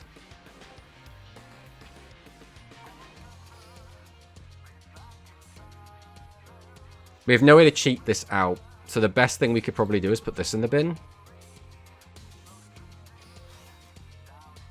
And now it puts us back in the... If we could mill extra spice, that would be fantastic. That's not extra spice. Feels bad, man. Alright. In which case, we're going to go Flavor Inspector. We're still going to go Flavor Shift. I think it still makes sense to go for this one here. We'll change your name. We go Fusion. We go 1. We go 2. Summon out the boy. Activate the effect. Bring this out. Activate. Why didn't we send Fusion? Because we had no way to get a discount on Special Operative. We'd have to just summon Tribute, and that ends up being less value.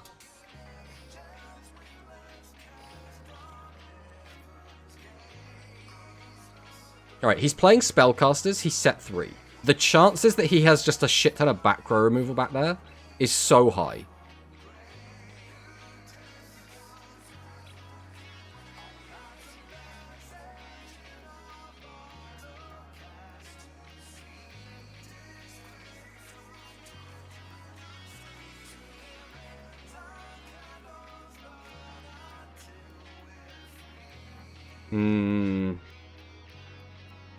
I feel like there's no good way to play around this. If we set 2, just to try and get him to use 2 back row, he still gets everything he needs to do that. If we set this, he'd have to flip this up. I think this is the best thing we could do, is set this. And set 2. Under the assumption that he is going to have a back row hate or 2 back row hate. I think setting both of these is the correct move. If he goes into Charmy, he now has to flip this up, which means he can't change these to defense and get maximum value.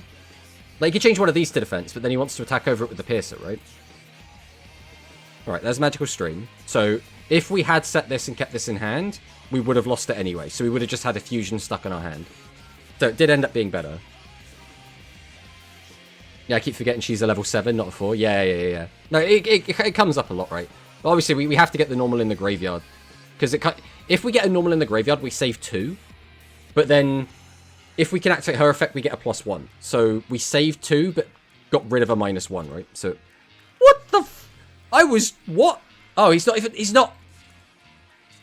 My brain literally saw a Spellcaster monster, and I didn't even look up here. I didn't even look at the character. I didn't look at the skill. Didn't even look.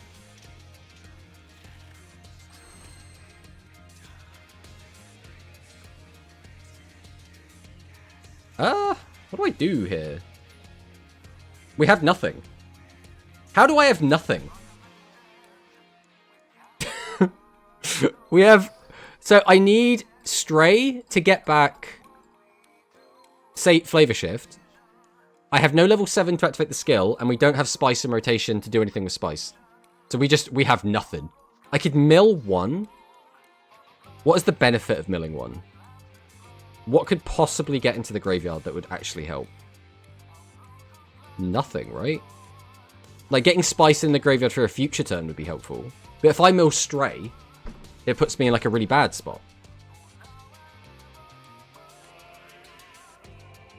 This is really bad.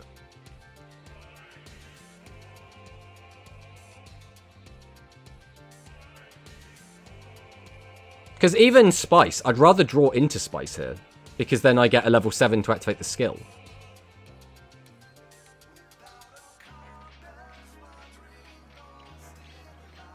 We still don't really know what he's playing. He's playing, like, weird pile.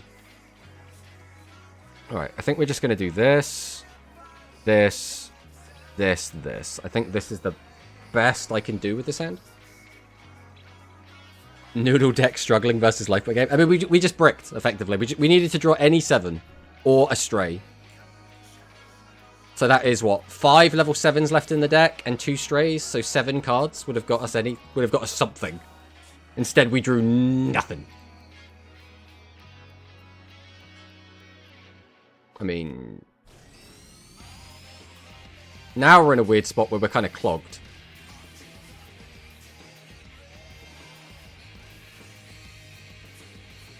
Three copies of Giant Tortoises of Greed. There he is. Okay, this is what we've been waiting for. The downside... No, we're fine. It depends what his back row is, right? He's probably going to stop us somewhere along the line, but... Is there any reason to grab Modulation here? If he flips that down... But even in that situation... We'll go 1, 2, use. I think just more body. I don't think it matters. I think whatever we take, we're sending to the graveyard. I want to keep all of these cards. Sure, I'll just add this. I'll just send this back. Alright, let's see what he has. Let's summon out Flame Ruler. No delay. That's pretty big. Alright. Tribute to summon. Summon. Is there a reason to use it just to get a little bit of attack? I don't think it's going to matter. I guess I could summon this. Use that. It's not bad. Can only get 1 out anyway. Okay, we'll go Fyaru. We'll use Spice to get a boost on Fyaru before we fuse.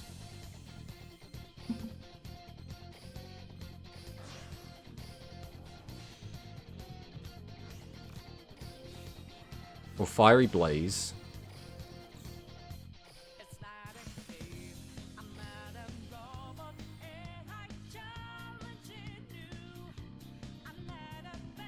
I think he had a delay while you attacked. Was there a delay when we attacked? I mean, I wasn't really paying attention. It's the issue with streaming is I'm only like half paying attention to the game, which means I keep missing stuff. We'll play it safe. We'll pop a back row.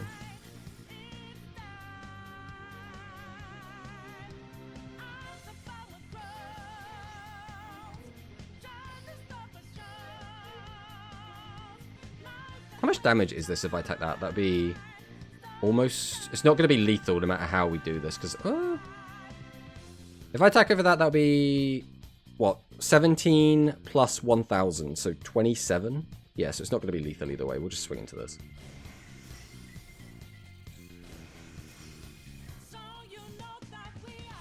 And then Recital. Okay. I mean, this is a really weird game, but... Phantom buying this deck is taking me back. Magical Stream. I mean, we got 2 traps down, so either way we get to keep a trap. And then Pot of Greed. I mean, this is your moment, buddy. This is your moment to pop off.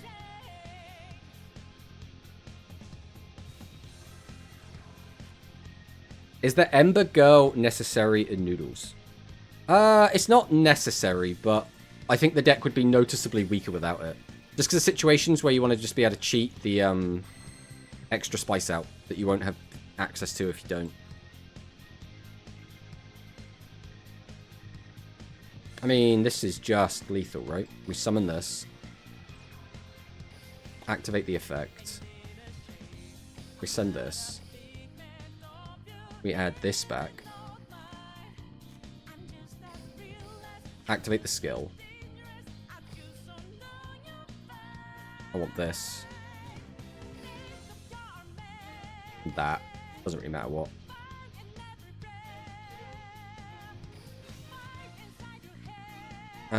We will activate your effect. We go flavor shift.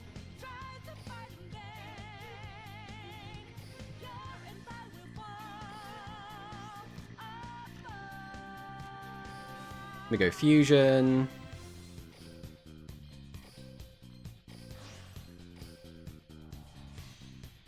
To big boy again. Activate his effect. Bring you back. Get rid of the back row. Activate your effect. Okay. Alright, I mean, we got there. We shouldn't have been struggling this much, to be honest, but we got there. This deck is insane. He has all the outs to Noodles. Yeah. Noodles is like... It's just not. Let's be honest. It's just not like a crazy strong deck. It's a shame that it's not, but I want to play Noodles anyway. I love the Noodles. And again, we do get pop-offs. It's just like we haven't been popping off a ton today, unfortunately. One thing I have noticed playing this deck, we are very fragile against trap cards. Almost every trap card in the game kind of stops us from doing what we're trying to do. Which is not ideal. That's how I feel about Execute. And I respect you for it. So this is probably going to be Red Eyes? Let's see what he's got. Missing a lot of the good Pyro support. Not saying the good stuff they added is bad. Very good stuff. Just limited pool. I don't know how much of the generic Pyro stuff we'd play, though. Like, I would definitely play...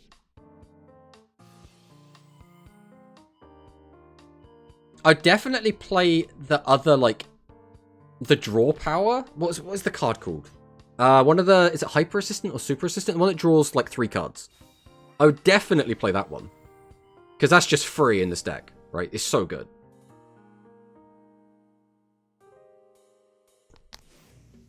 It never hurts to play the decks you want to play. I mean, I do level 16 in KC with Geminis, for goodness sake. I mean, yeah. Like, in the last GRF, maybe not the last one, the one before last? I don't know, whenever... It was probably ages ago at this point. Whenever Sea Serpents came out, we maxed out with Sea Serpents, because by golly, we were going to do it. We did it.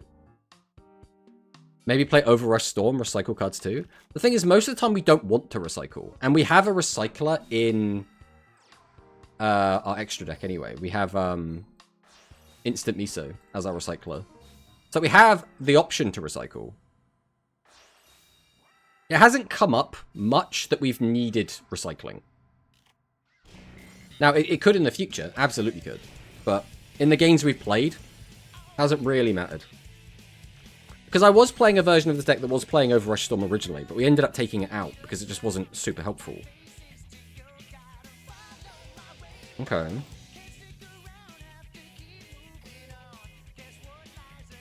So we need you, for sure. We have to take another normal summon, so there's no reason to not take you. Then we'll send this. Then we'll summon out Stray, see if there's a back row that isn't. Activate Stray. Send. Add back. I mean, I guess Fire Rue is probably... It doesn't really matter, it's going to get tributed off either way. We'll summon. Tribute 1, Tribute 2, summon.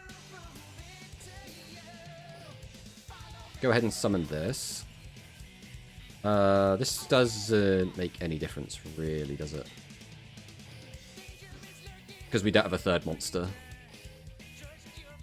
Oh, I could have discarded this, actually. That would have been better. It would have given us an extra monster, but this gives us a 7 in hand for next turn, so... Kinda?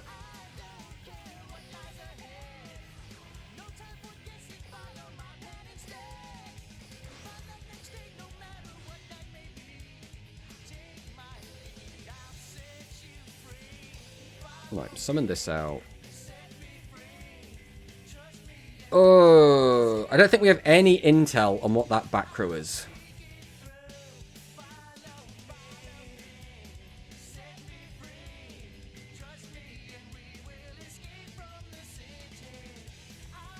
We're gonna go for the back row. I'm not disappointed with that.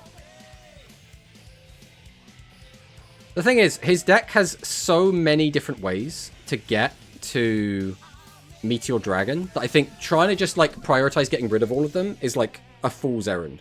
Because like he could just use the skill to grab one. He can draw into Chick, which just gets it back for free. Like there are just so many ways to just do it. Whereas if that back row again was a Meteor Flare Fusion or like we say a Secret Order, that's such like an impactful hit. Probably hits the back row here. Oh no, he's not. Okay. I mean, we have to just let that go. I really need to save the life points here.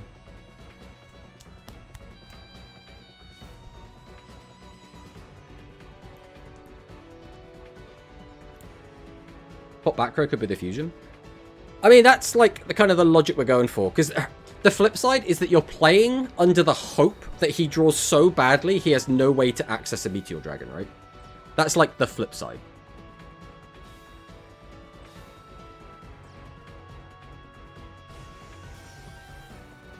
Alright, well let's go Phantom Thief here.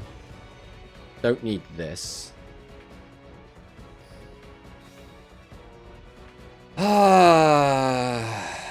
How greedy can we get? He's got 2 12s in attack. If I use that, I can just get 2 normal monsters to hand anyway. So I could probably just stick with these 3. Do I even need modulation? I don't really, because I've already got you. Use the skill, grab fusion and thingy. But I need lots of monsters, is the issue.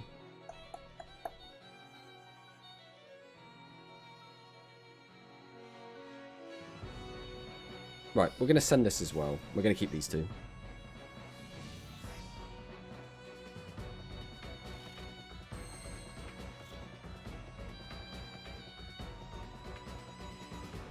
Summon that, use the effect.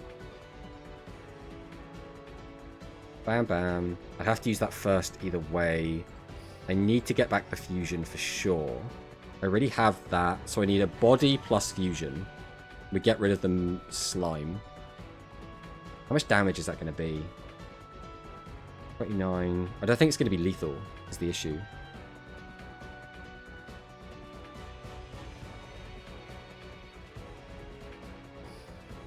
Alright.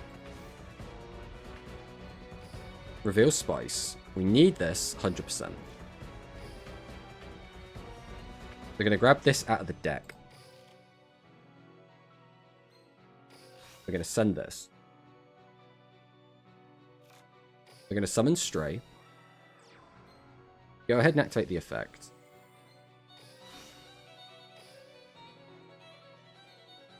Pop this back in our hand again. We summon. Activate Blaze. Hit this. I mean, I'm glad I hit that.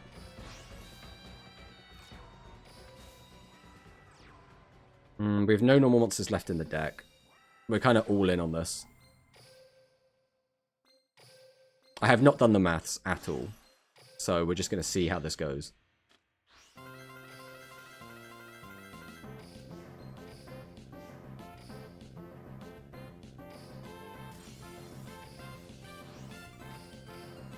Unfortunately...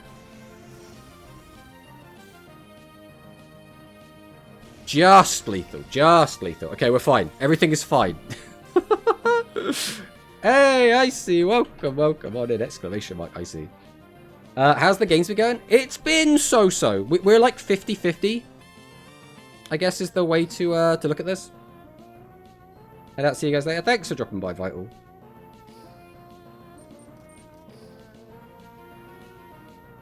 Send shift work out. Send shift. Send shift work out. Like work out as in everything's gonna be okay? Alright, let's jump in again.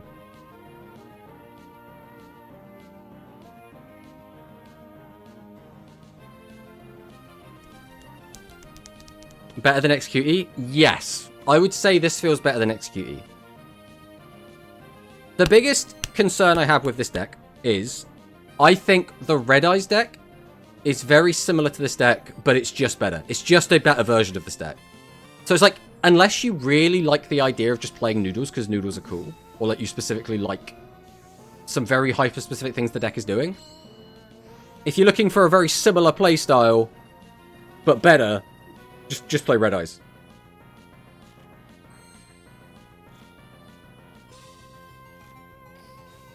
Well, this is a hand. This isn't even like an awful hand. But it depends what he's got, I guess. Damn, when you have when you love the game already after the prologue, and that means something. Deserved game of the year. Yeah, I think Clair Obscure is just so good. Please don't hit all of my good trap cards. And he hit the...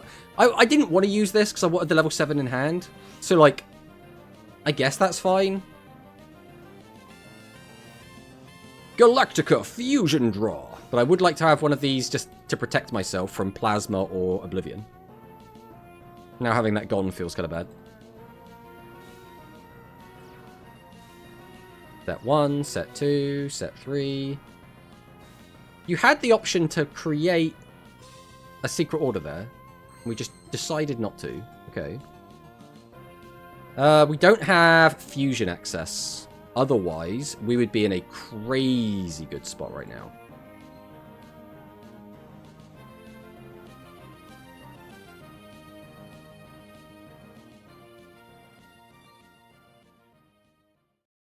If we had fusion, we could pop off so hard with this hand. We could try and get greedy and just find it. That doesn't seem like a good idea.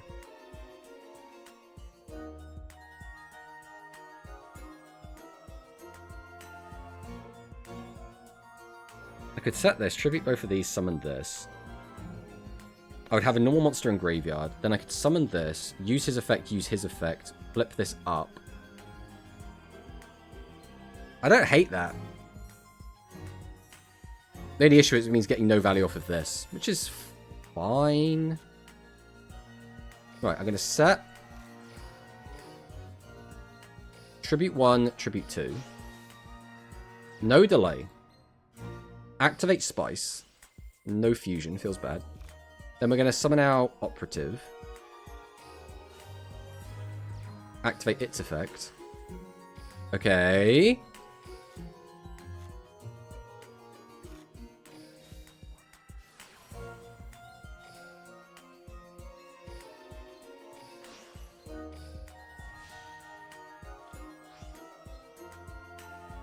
So then we activate your effect. I need you back in this situation. Oh, but then I don't get that. But I need the fusion. Okay, has to be this. Activate the effect. Add back the fusion. Flip this up. Activate Flavor Shift.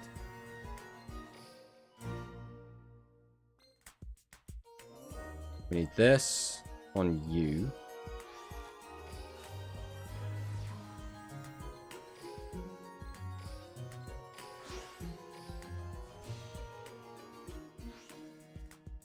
Then we activate your effect.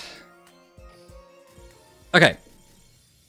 I mean, that's how crazy it can go. And that was with no skill. That was no skill, right? That's how we're able to go for the... So obviously, there would have been a better situation, but we would have needed... In the ideal, we would get a double pop off of the broth, but it kind of worked out there where we couldn't get that, which was kind of a shame. But obviously, we could threaten lethal because he only had one monster, right?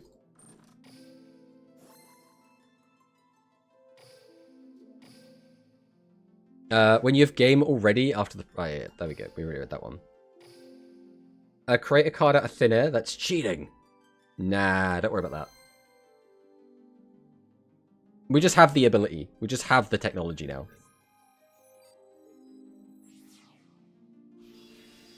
It's a shame as well, because I've been playing in the point battles. And we've had, like, some really good games against meta decks. Like, we were taking games off of Music Princess and Hero a lot today. And then we get on ladder on stream, and it's just, like, all downhill. Alright, I think we have the Pot of Greed on this turn 1. That could be worse. But it also could be better. Doing it like this, we keep 2 cards in hand, which is okay. The downside is, if he does go for, like, his full combo, he'll turn on Curse, which we don't want to do, but we're probably going to have to.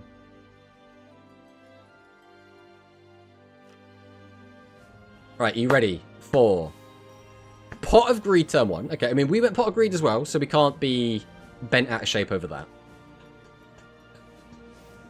Master XL Road. He's on 40 cards. He still found a skill target.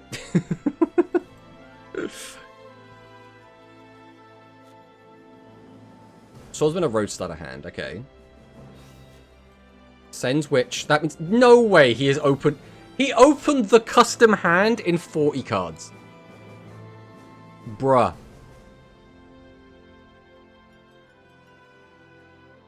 I think we still just let this go. I think I want the life points more than anything.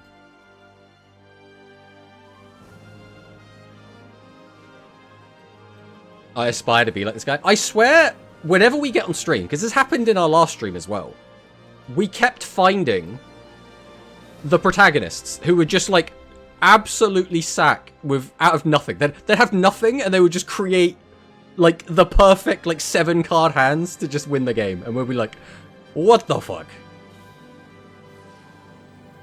Maybe we just attract them. We're the protagonist attractor.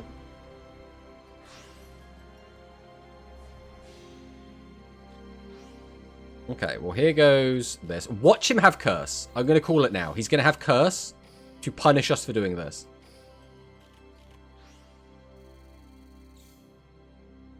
Go on, slam it down, buddy. You know you've got it.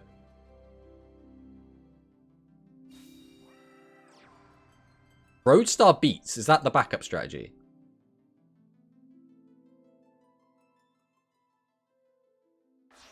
Tribute for a spare witch. That makes me feel a lot better about not using the shady on the cat. No, my stray.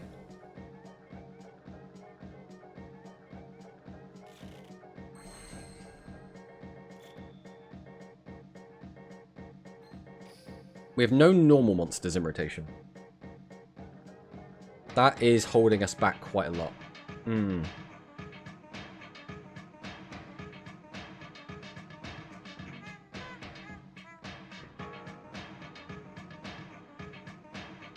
If I can get a normal monster in rotation, I can do a lot with this.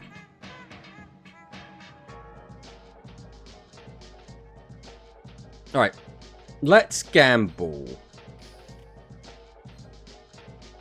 Oh, this is a really big gamble if this whiffs. I need to hit a normal monster. Because what I'm trying to do is not use the skill. That's what we're trying to do. If we don't use the skill, we can get out 2 fusion monsters. Make a really good bomb. Dump fusion with stray. The issue with that is, if I don't find the normal monster, it's just a -1 for no gain.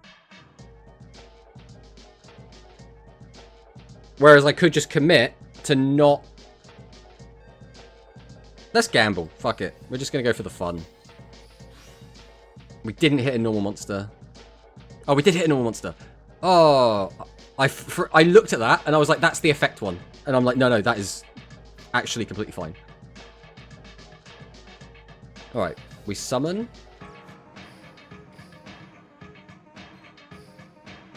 What is our back row currently? Okay, yeah, we should use this before we forget.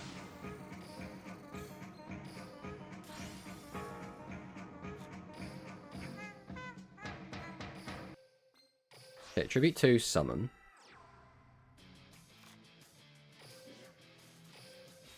Summon. Activate the effect.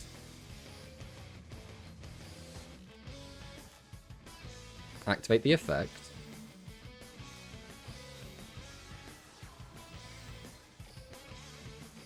We go 1, we go 2. Summon out the boy. Activate the effect. Pop that.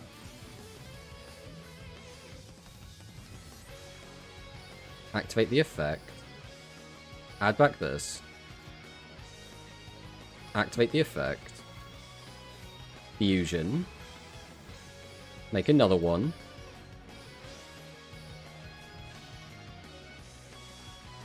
Activate the effect.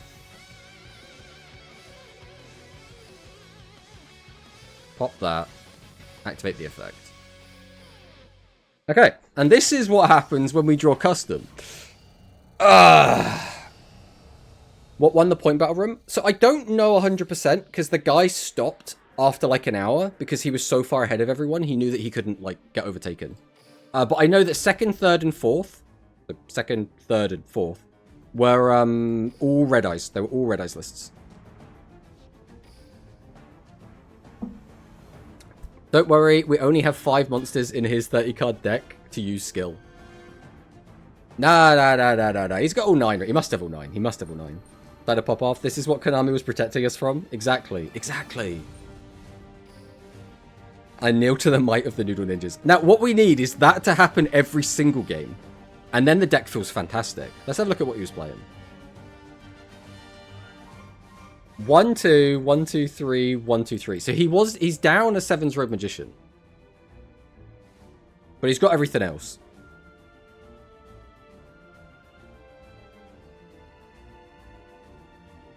I mean, yeah, we have 3 machines. But we have 5 warriors. I guess you don't really want to play... Because this you only need 1, whereas the Avian Spell Tactics you need 2.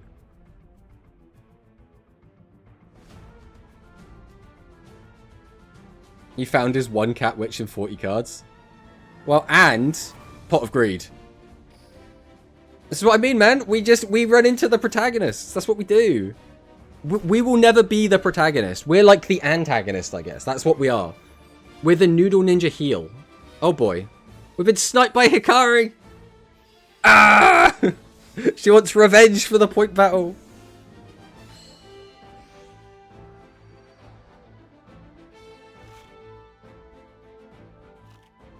I mean, this certainly is a hand.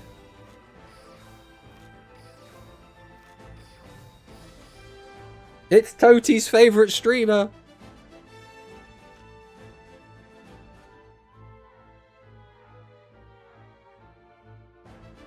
Now, when we played in the point battle, we only played once.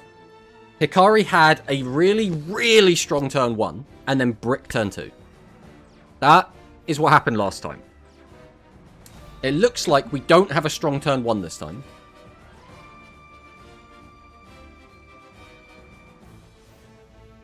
Full Metarian script. Okay. Just that pass. We do not have fusion access, so we're going to have to find it. Unless, again, we can just sack into, like, milling it.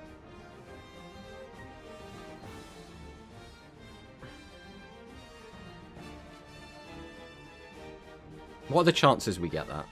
Let's go for this. We'll use this first. We'll send this to the bin.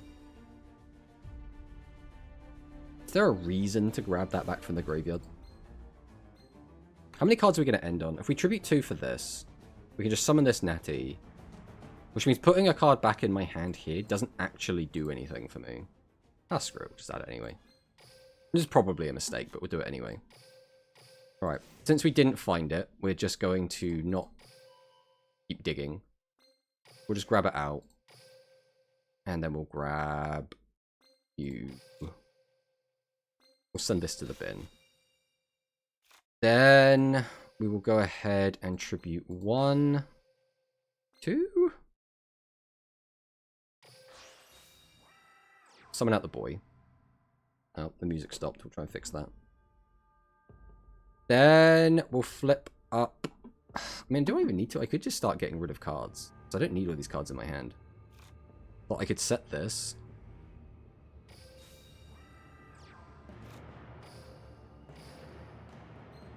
Tribute 1, Tribute 2. Summon this out. summon out the Flame Ruler. Activate the effect. Activate your effect. Grab this back. Activate Fusion. We go 1, we go 2. Into Broth. Activate Broth. Bring back Spice. Get rid of one of the monsters. And then we're just going to go to try and get rid of half of her life points, I think. Okay. There was probably a better way to do this, where we didn't have 3 monsters face up. I think the probably better line would be, now that we're like thinking about it, is instead we go for instant miso. That way we only have to have 1 monster face up, which means it's a lot harder for us to get punished. But we'll see. You're going to play Noodles and Quantum Rush? Yeah, almost certainly, almost certainly. Hikari is on TCB sack, so you should probably not end on 3 face-up monsters. Yeah, I thought about that, like, after I'd already done the line.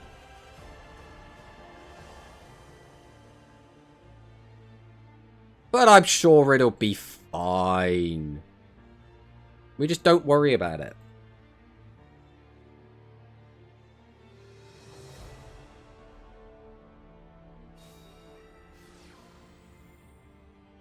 Okay, going for the star restart.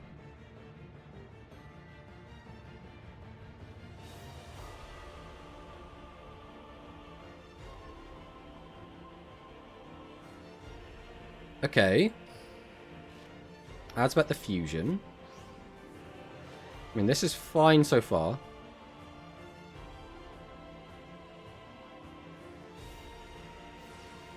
I don't care about just this. If it's just this, I'm just like, yeah, you can have it.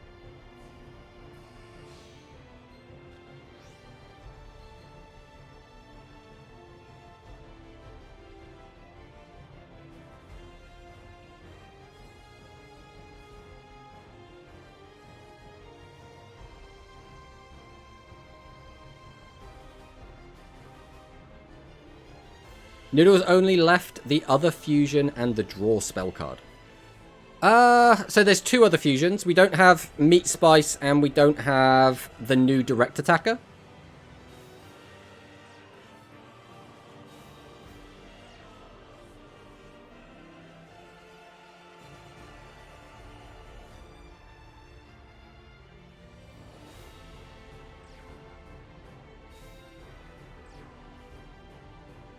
Okay, lots of cards. Straight to battle. Okay.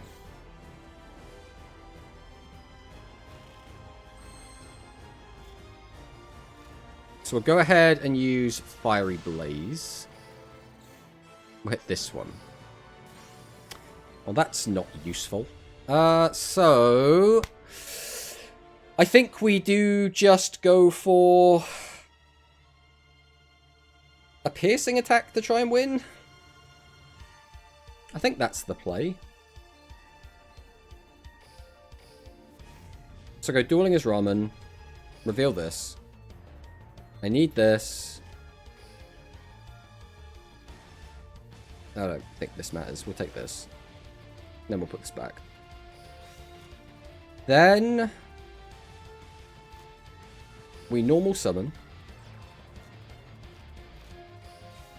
We go Flavor Shift to Medley.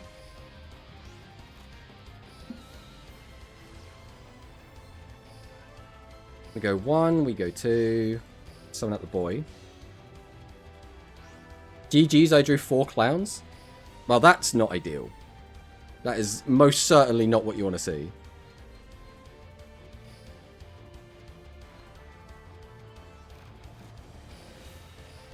And then my piercing just punches. That's twice, Hikari, that you've bricked against us. I don't know why that keeps happening. Finally, a Noodle Ninja Tomato return. Hello, Sakadetsu. Welcome, welcome. Hikari is gaslighting she has NA. Could you imagine? Because, like, that would be really good content. To, like, come into the chat, be like, oh, I haven't got anything, GG's, you know, it was a fun game. And then just like, ha ha ha! Actually, you're dead. Matari Bricks is a surprise. It's less about that and more that Hikari ended up 5th place in the point battle we had earlier because she wasn't bricking. So, like, she had, like, good hand, good hand, good hand, good hand, good hand. And then against me, 2 bricks.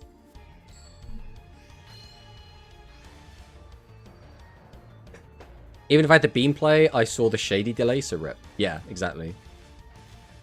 That's why I was like, well, I've got to maintain this. Is this a noodle ninja mirror, not a noodle mirror noodle? Pass. Can I kill him? I can use this. Thank you for being exactly this back row hate.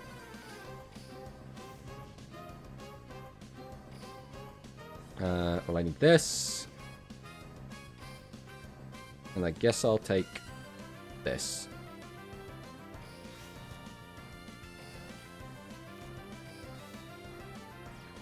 Go, Fiery Blaze!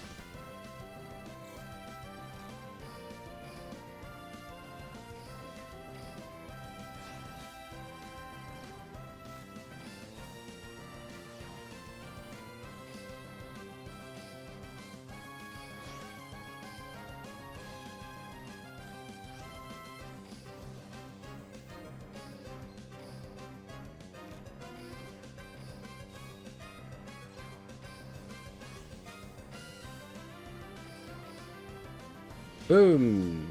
Boom. Boom. Noodles versus their fusion counterpart. I mean, we'll have to see. We'll take a look at what he was playing. He has no extra deck. I mean, he could still be playing Noodles, just with no extra deck.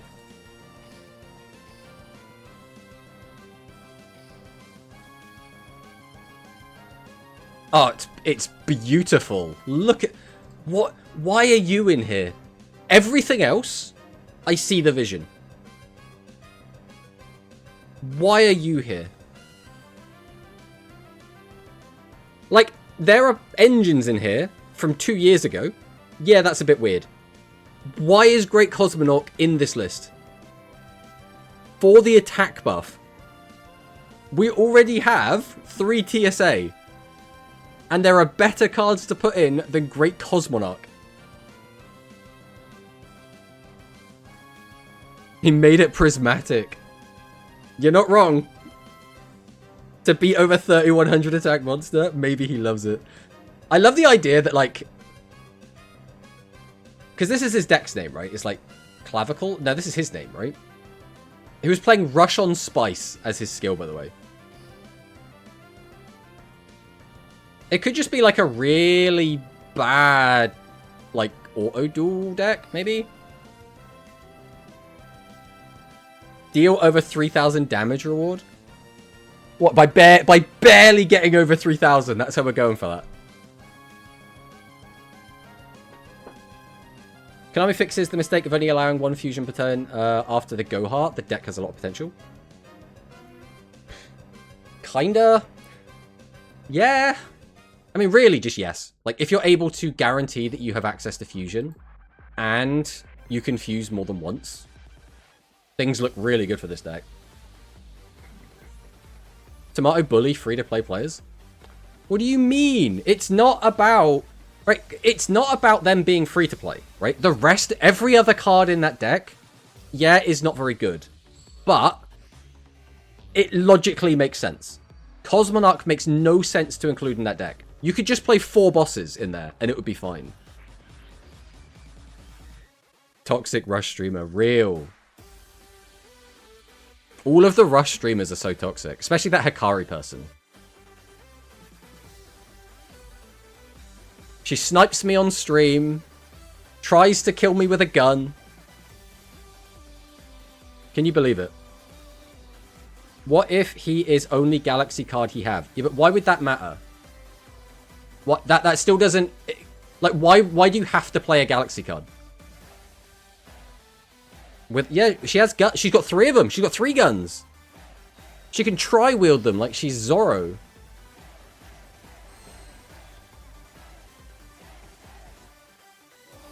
Well, let's see where this goes.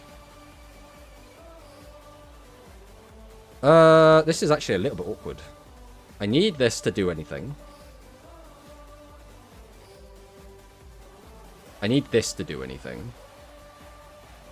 We'll send this to the grave. We'll summon out Stray. Activate the effect. Send this. Add this back. That gets a normal engrave. So now... we probably just go special flavor. Oh, we've actually got him in the graveyard now. That actually makes this a lot better. We'll go special flavor inspector. Activate the effect. Add this back. We'll go flavor shift. Spice on you. Activate.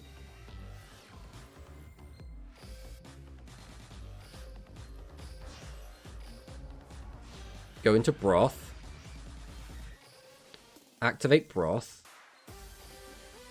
Bring you back. Now, what do we pop? The back row's the safest, but do we really want to play safe, or do we want to play fast and loose? I kind of like playing fast and loose.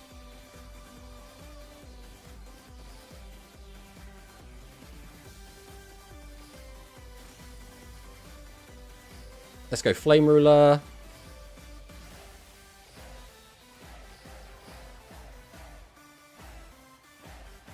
Swing. Swing. And swing. Get him for a good amount of damage, which sets it up so we can try and kill next turn, but we'll have to see if it actually works out. In World Campaign, which UGS card do you think they'll choose to be the face of, like they did with Master 7's Road? Lost or Darkness? Maybe Buster. I think it will...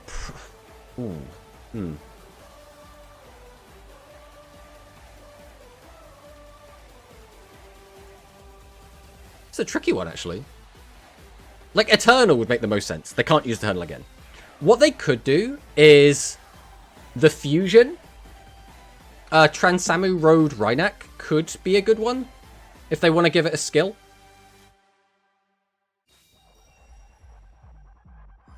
Right, here's Freed. So, Legend Monster comes down. That does mean Riding is now going to be online.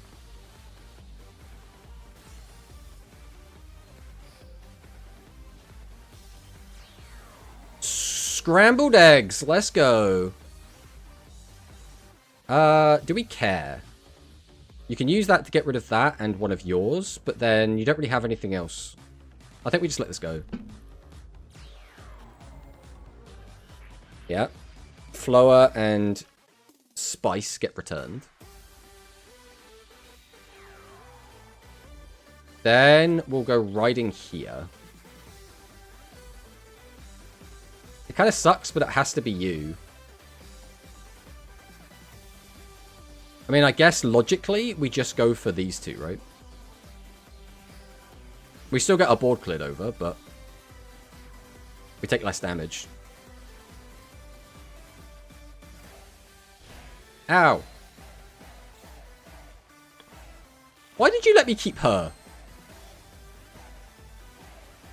Well, unfortunately, we do not have a card to bring back. That's a little bit disappointing. There's no reason to not just use her effect. That's a good mill, but it doesn't do anything right now. Because we don't have modulation. Oh, we have modulation. We have it. It's just tied into Stray is all. Please don't do anything here.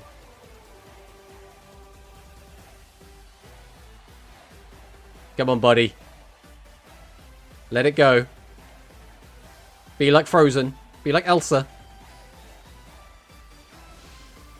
Alright. I really need to hit. Ah, we missed it. Oh, that feels bad. Okay. We do what we gotta do. There's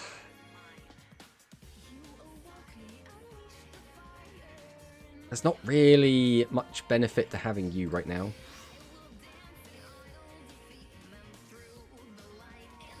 Welcome back to the hand. The problem is, I can commit to the fusion play, force the back row, and then what? It gets flip face down, it has 0 defense, I get attacked over for a bunch.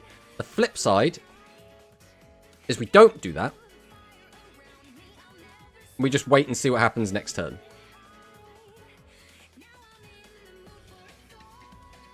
We can spin this, which is very annoying. If I go for the fusion play, I have no cards left.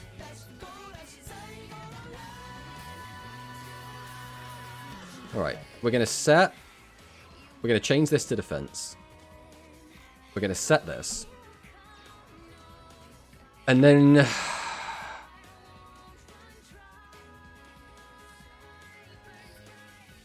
we've lost all of those, which means I can't afford to discard that one. I think we have to set this.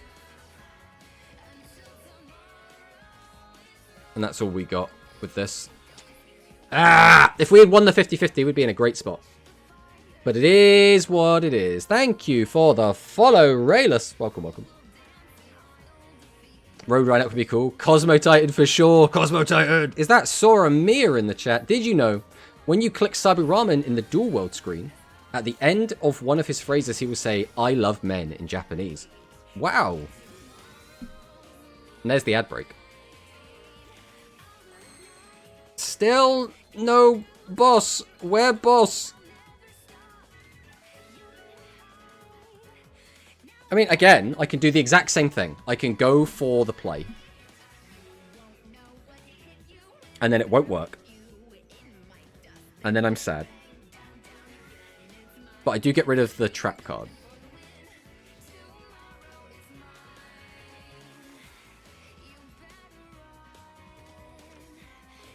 Alright, we'll go Ember.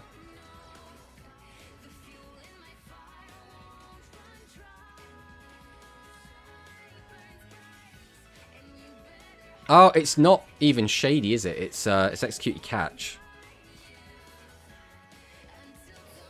Flavor Inspector, go! We'll go Flavor Shift. If it's catch, then actually we're fine. But is it catch becomes the next question. Is it cake?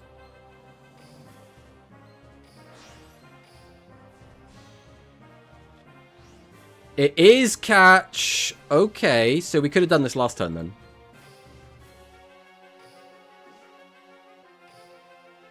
So knowing that's catch.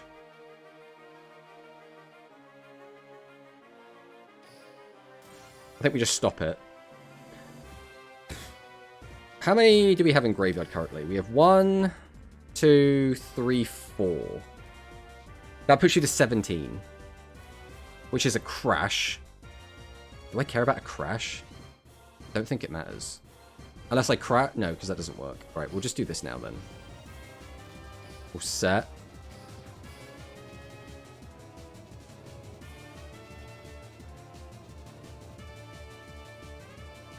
How much damage is this? Swing over this, that's 12. Swing over this, I'll go back up by 3, up to 26.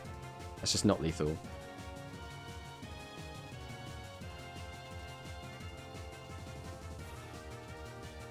So he does have another trap card. Widespread.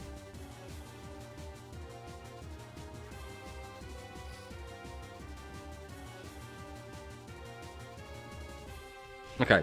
Okay. We're still okay at the moment.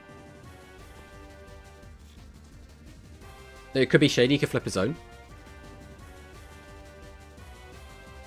But if he flipped his own, we could just pop his monsters, right? And we'd be fine.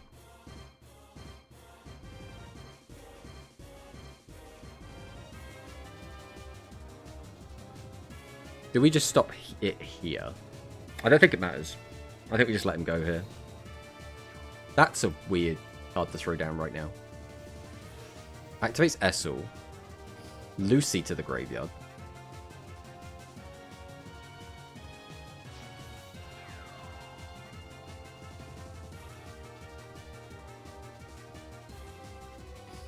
Let's do this here.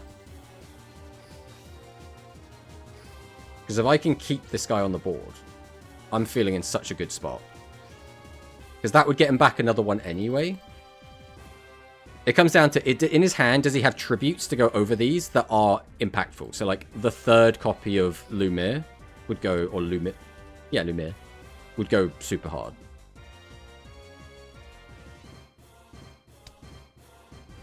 Is the Rush Duel Deckmaster Cup Saturday or tomorrow? It's Saturday. It's on the 14th. According to their Discord server, anyway. So I think they tweeted that it was on a different day, but then the Discord server has it for the 14th, so... But hello, Pokemaster Ian. Welcome, welcome. Talisman Accelerate. Okay, that's annoying, but this is fine, right?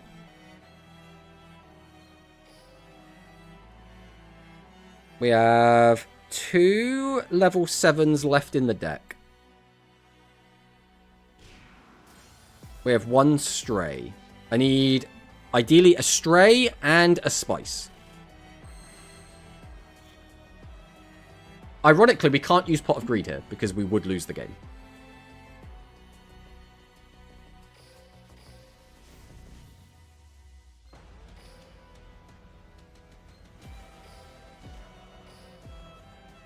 I don't even need Stray. That's wild. No, I do kind of need Stray still.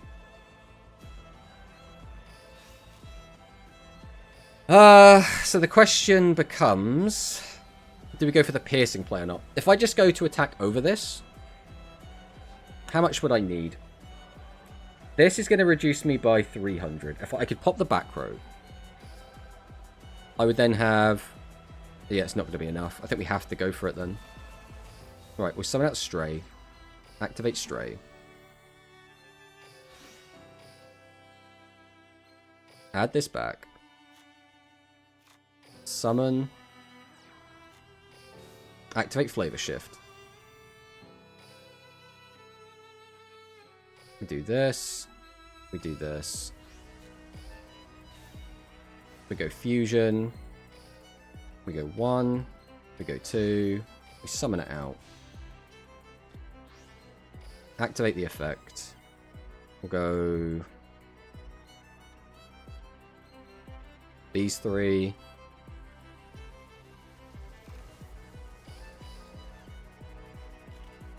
Okay. We're all good.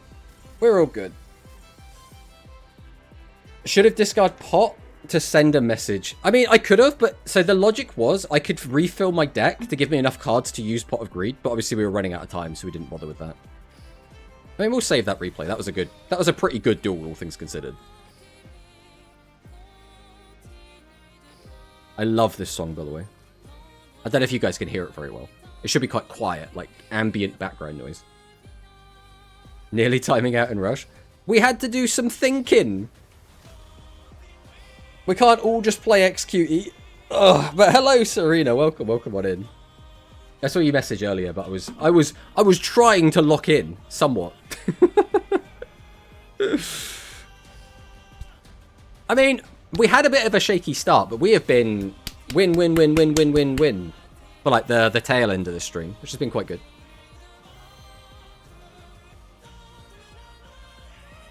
Bro ignores mine. And Hikari did well. I saw some of your games in the Now Room. Hello, Murata. Did you guys know that Murata is my favorite viewer? My favorite member of the Tomato Sauce community. Ugh. This was looking like a good hand, and then that second draw kind of threw it off. If we're against Red Eyes, we could just be dead with this opening hand. Why do you hate me? I don't know about that. WTF is go. Are you getting jealous, Shari? Do I need to tell you that you are my little PogChamp? Double spice, too spicy, too spicy.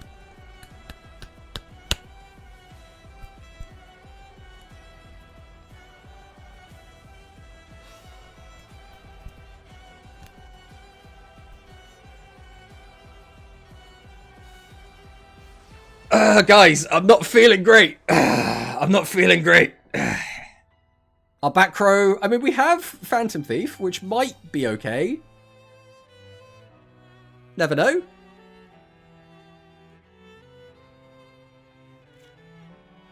Adds back Fusion. Okay.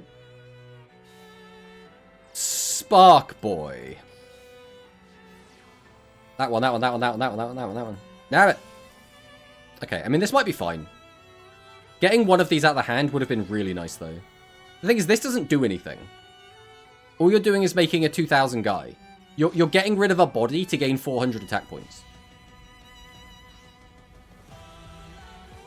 Go, Elemental Hero, Avian! Well, there goes Stray.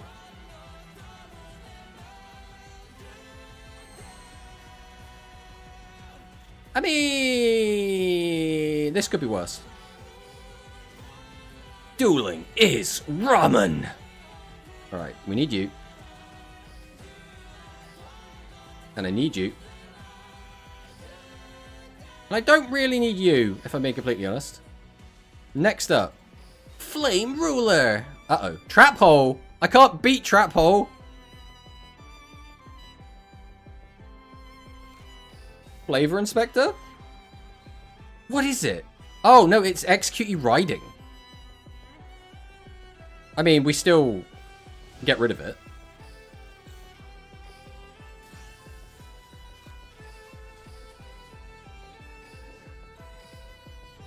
Come forth, Spithe!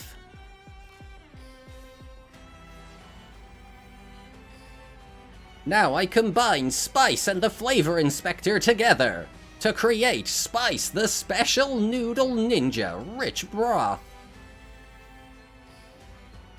We're coming out Spice. We'll go ahead and pop a card. Goodbye. We'll activate your effect. Imagine if we just had one more body. Like any body. We just didn't need these trap cards and we'd just off to the races, but it is what it is. We'll leave them on 400, which is also a little bit annoying, because assuming we don't just die here, it means that if we find Fiery Blaze, we can't just finish them off with that either.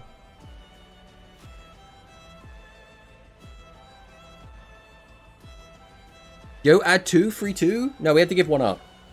We only really got to add 1 when you think about it. Hi, Tomato. What are the best cards to use Rush Dream tickets on both SR and UR? Where do the Dream tickets go up to? Like, where do they cap out at? In fact, we can take a look after this game. After this game, we'll go and look at our Dream tickets and see where they cap out at.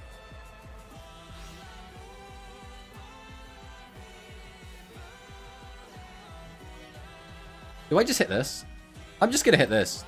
Screw you. Trap hole, bitch.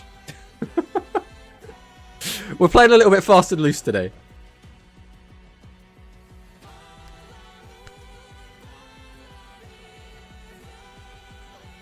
I would appreciate the help. You're very kind. That's fun.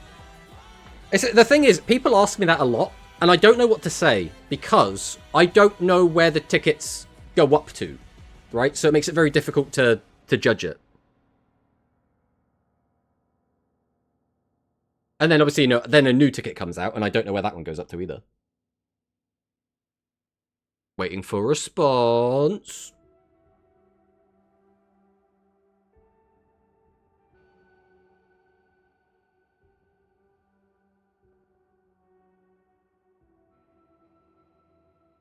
He's keeping us waiting, and the music's getting eerie as well. There it is! If you trap hole the Argent, they surrender. Okay, that's the note you have to take there.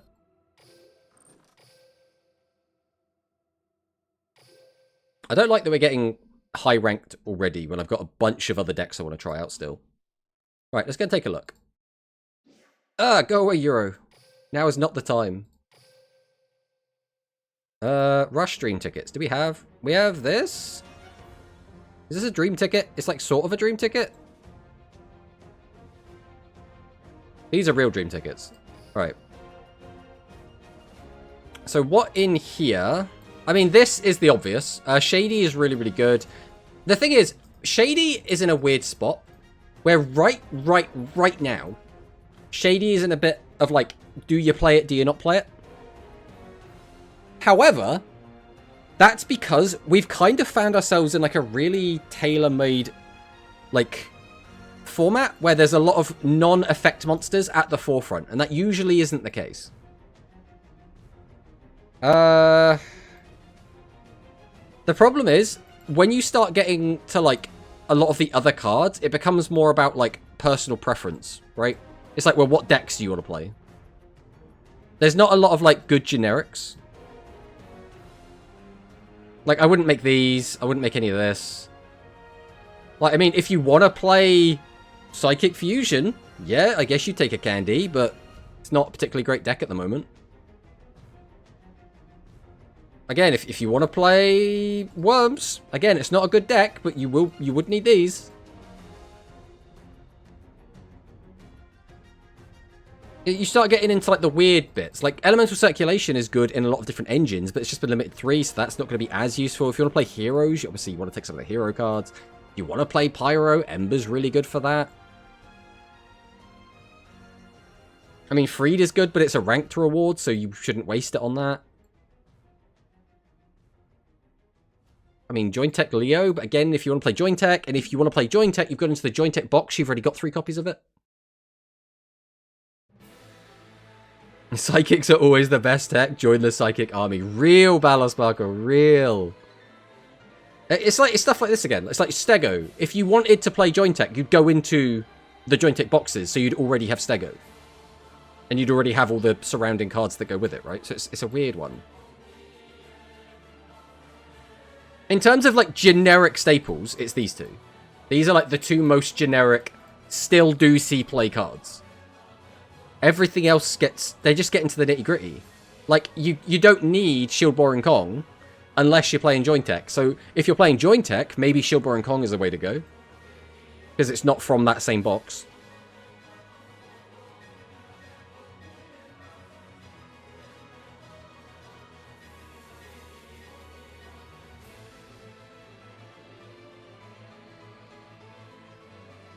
Yeah, just not, I mean, like Star Restart, but this card's been reprinted 100 times. Like, is that only in 2 different places? I could have sworn this card had been reprinted a bunch. I guess it hasn't. Maybe Star Restart is a pretty okay generic-ish one.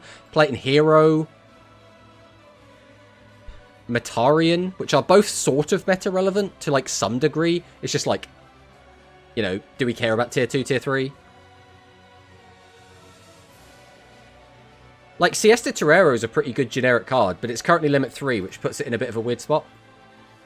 So it's not really seeing any play right now. My boy! Look at that, it's Spice the Elite Noodle Ninja! Woo, woo, woo, woo! I mean, again, if you missed it, Turbodish is a good one. Again, if you want to play that deck. Let's take a look at the URs. I don't really recommend any of these. Maybe Riding. But Riding is like... It's still kind of specific for a trap card. It has a lot of the same issues that Shady has, but Shady's just better.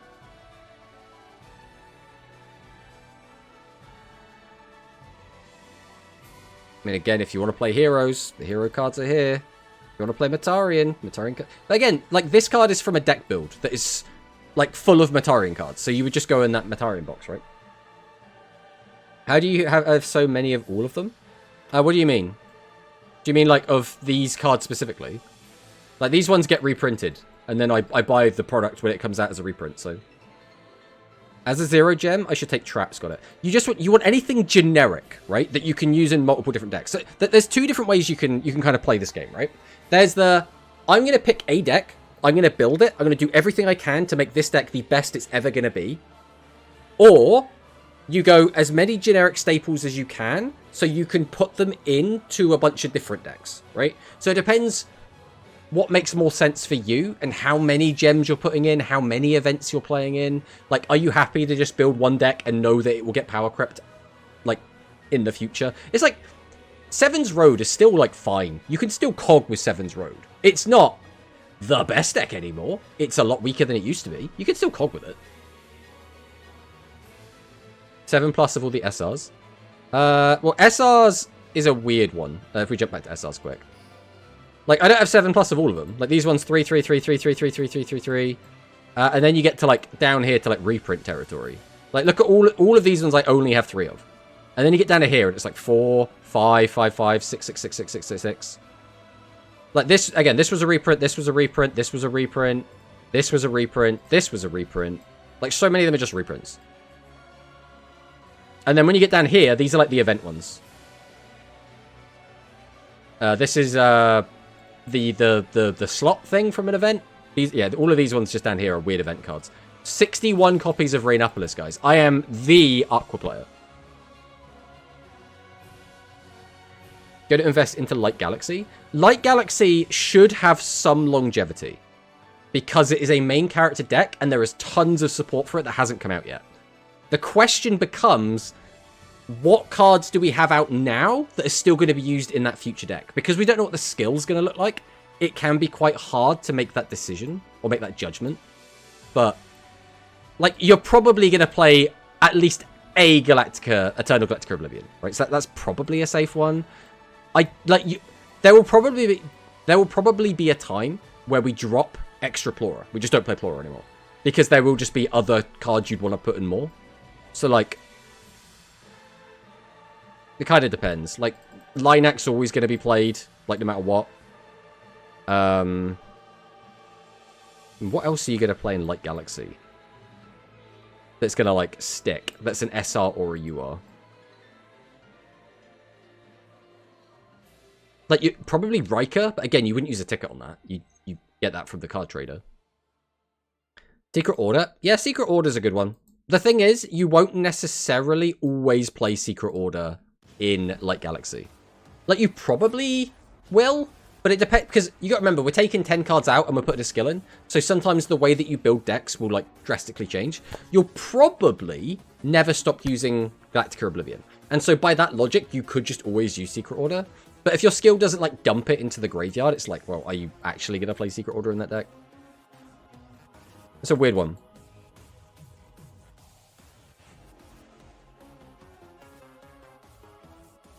But like I say, Light Galaxy's a fun deck. Light Galaxy's a good deck as well. Like, it's reasonably powerful. What was that ticket we had up here? That was for... Where was it? This one. DM World Celebration Update. What do I even want from this? I mean, it's one of these two. What reprint or alt art do you think that we should get, guys? Do you think we should get the 3rd facing forward Karibot, or do you think we should get the 3rd non-overrush rare Ultimate Flag Mech Gold Rush? We gotta pick one. Right, we got a vote for the Karibot. A vote for Gold Rush. We're split. Oh boy. That's what you like to see.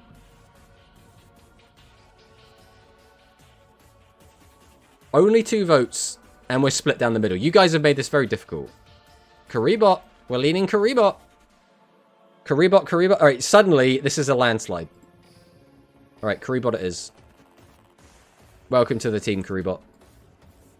What is this? Login bonus? I just get random... I guess it's stuff like this, and I've got, like... Like, I don't care about having any of this stuff in a higher rarity. We've already got 3 of that. We've already got 4 of that. 4 of that. We've already got 3 of that. Do I care about having Growl? Does anyone care about having Growl? I mean, actually, Grand Slam would be quite nice. We'll take Grand Slam. We'll take 1 of those. That gets up to 3 of those. Chromatographicus, we already have 3 of. We only have 1 of that. What I could do is just max out my rarity of Music Princess. Because, I mean, I still play Music Princess on occasion. That's probably the way to go. Excelente. Alright. I want to quickly take a look at my replays and see what we're actually missing. If we have, like, too many of one specific deck. So we have Red Eyes. I don't know what the hell this is. I assume that's Music Princess, Hero, Light Galaxy, Aqua, that weird-ass pile, XQE. Okay, so nothing, like, is stacked too high. We're probably going to play, like, 1 or 2 more games, and then probably call it for today. I think that's the plan. I have one last question, as I am starting to get into Rush. Okay. What is the question, RPG Prince?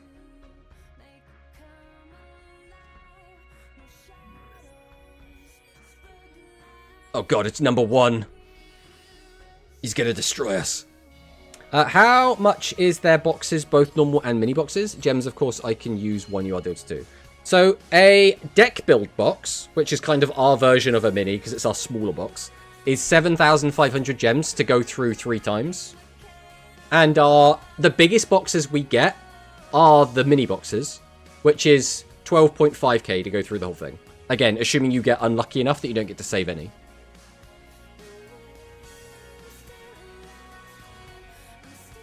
Is the UR deals worth it for Rush? I'm not the person to ask. The only thing I ever do is I get the bundles. I never go with any of the deals. I have no idea how much the monetary cost for any of it is because I just don't engage with that. I mean, I think we just set this whole hand. No 7s means we can't be proactive, which means our opponent's going to have 9 cards to work with, which means we might just die. But, I mean, we don't get a say with this hand, so let's see what he's got. If he's playing Red Eyes, we are almost certainly dead. If he's playing Hero... Okay, he is playing Red Eyes. We are almost certainly dead. We have no trap cards. He should just be able to kill us. Like, our win con is that he can't end on an 18 and 2 35s. But with 9 cards, the skills put him up to 10. Alright, here comes the first Flare Fusion.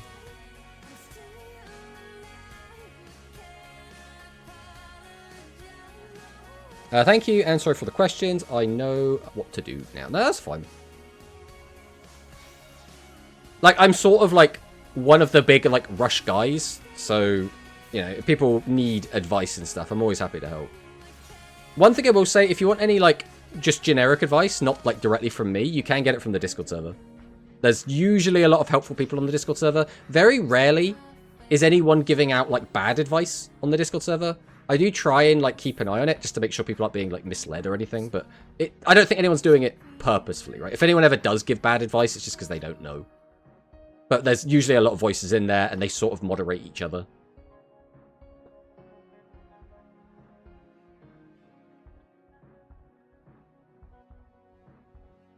Like, if the UR deal would have been great for Blue Fang, because it's the only card I wanted in that box. There were 4 URs, so odds of hitting were decent. But that's the thing, right? I would always be like, I'm just not going to hit what I need, and then I'm just going to be upset that I just spent money and didn't get what I wanted. Well, we still don't have Spice, which is awkward. I think we have to use the skill. Then we go for the mills and hope. Alright. We have to thin the deck out. That is the current objective.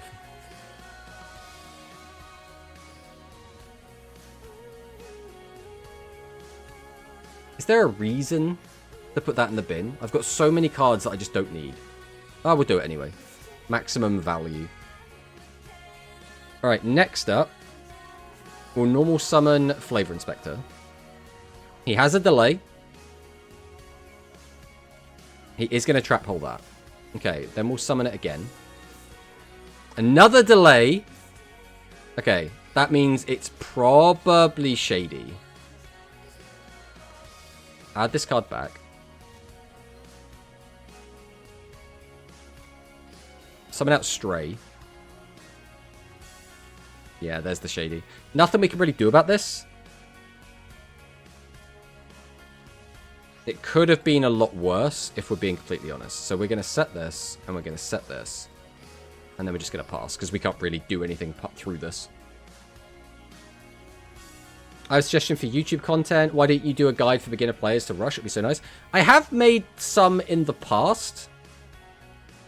The issue is they get outdated very quickly.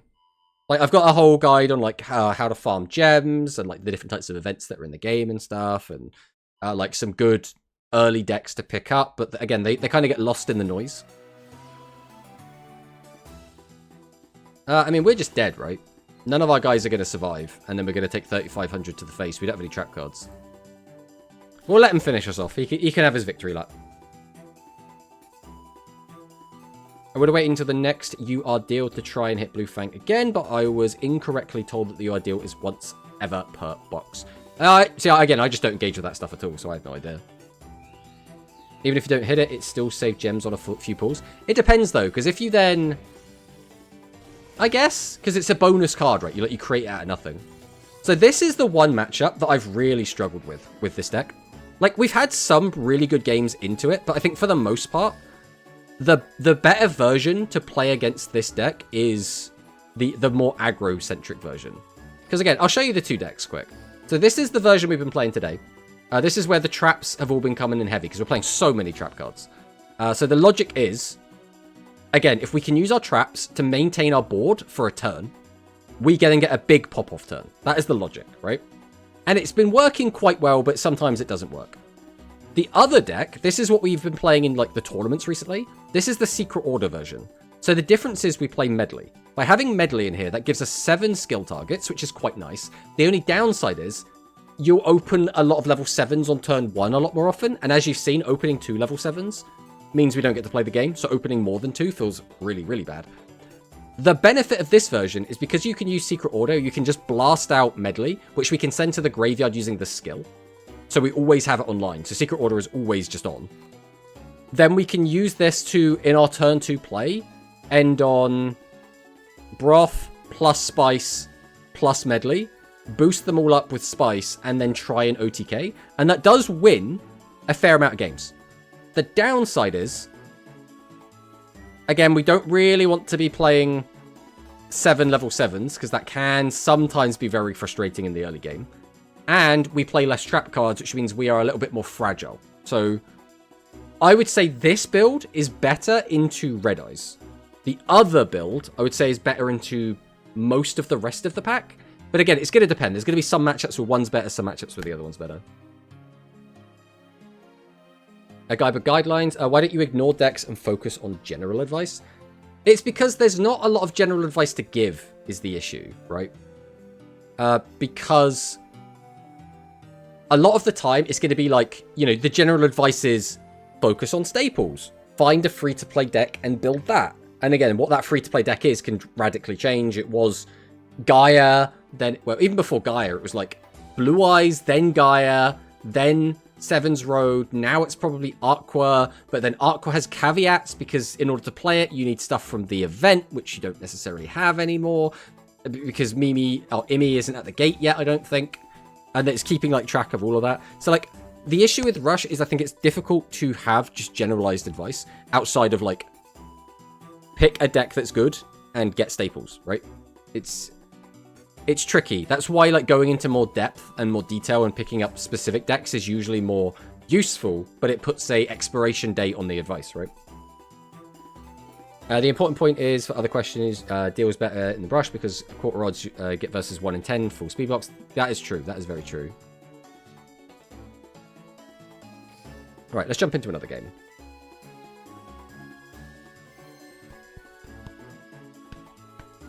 All right. Let's go. This is probably, again, going to be our last game of the day. So we'll see what we go up against. Hopefully, it'll be a good game. But we'll see. We'll see.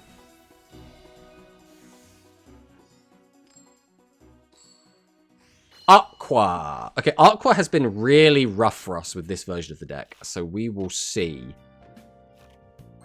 if we could do much of anything.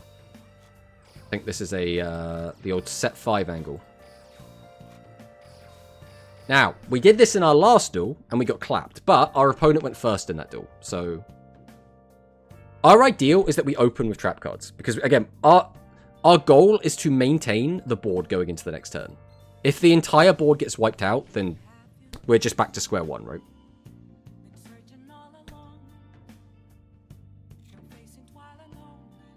Okay, we've got food, we've got sandbox, we've got rain. We send cleaning. So we had food and cleaning. What we didn't do was add Nuvia. Are we low on normal summons? And we have too many high levels? Right, there's the food. Do you have another boss in hand? Is that why we've made this play?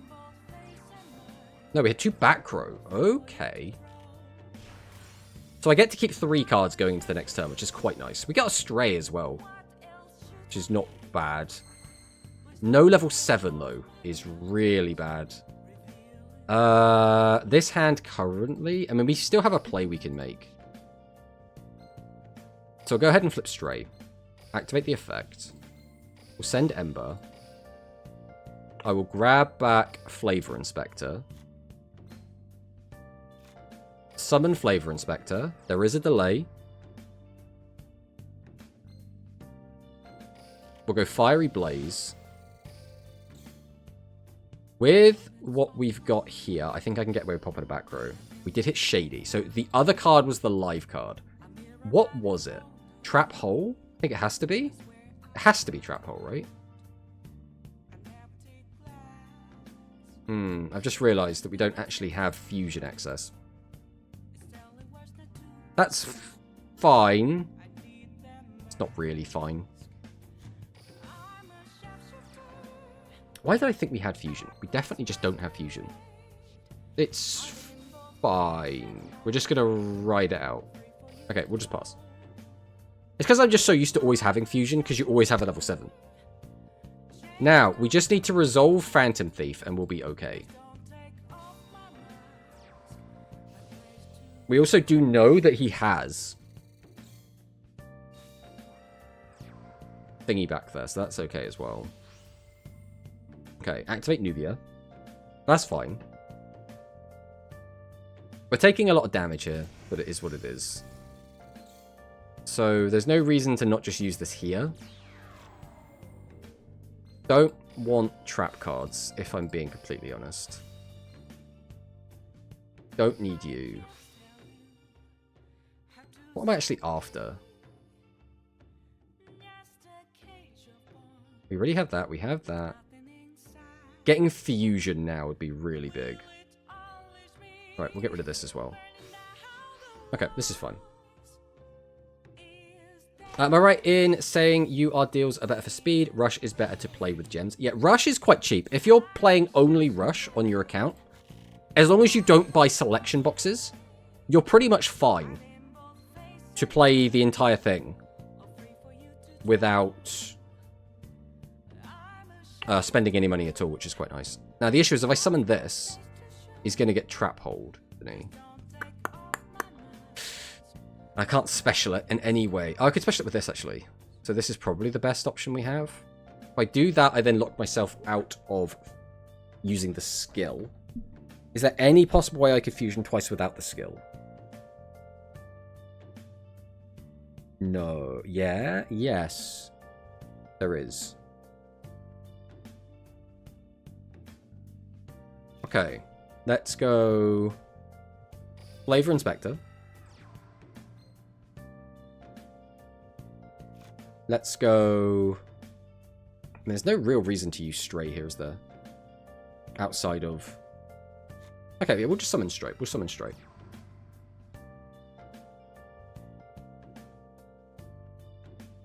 There's a delay here, even though he has less than 1,000. Okay, so he had Shady. That's annoying, but like... We're fine. Now we have to kind of do this way, which I didn't really want to do, but I don't really get a say in this anymore. Right, we're going to Flavor Shift.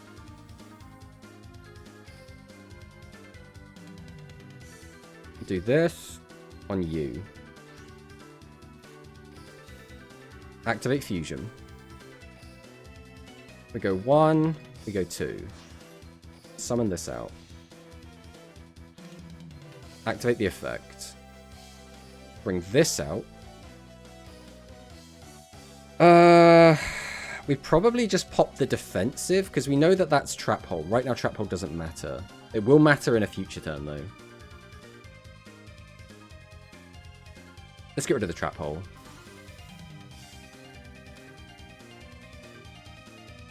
Tribute 2, get that back. That doesn't change anything. We just do this, I think. Right, we swing over this. We swing over this. It's not like the best turn in the world, but it's fine.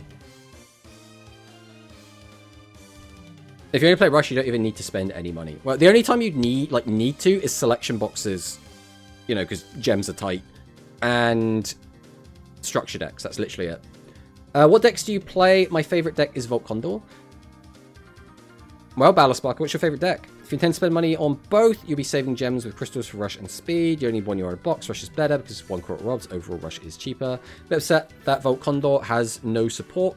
It's such a cool archetype. It does get support in the future, though. It will probably be a viable archetype later on when we get the rest of the support.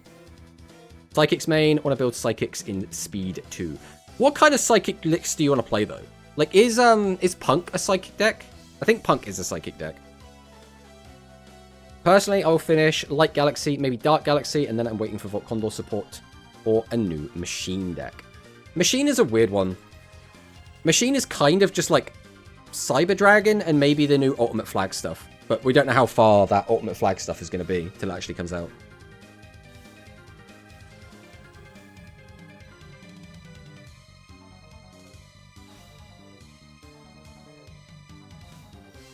Abyss Soldier here is pretty devastating. We're probably dead. Like, all he needs now is, like, 2 bosses and we're just dead. I mean, I guess? Yeah, no, that makes sense.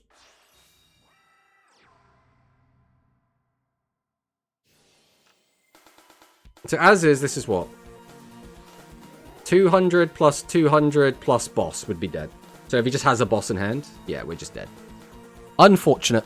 I mean, we weren't dead to anything other than Abyss Soldier, I don't think. We might have been dead to TSA.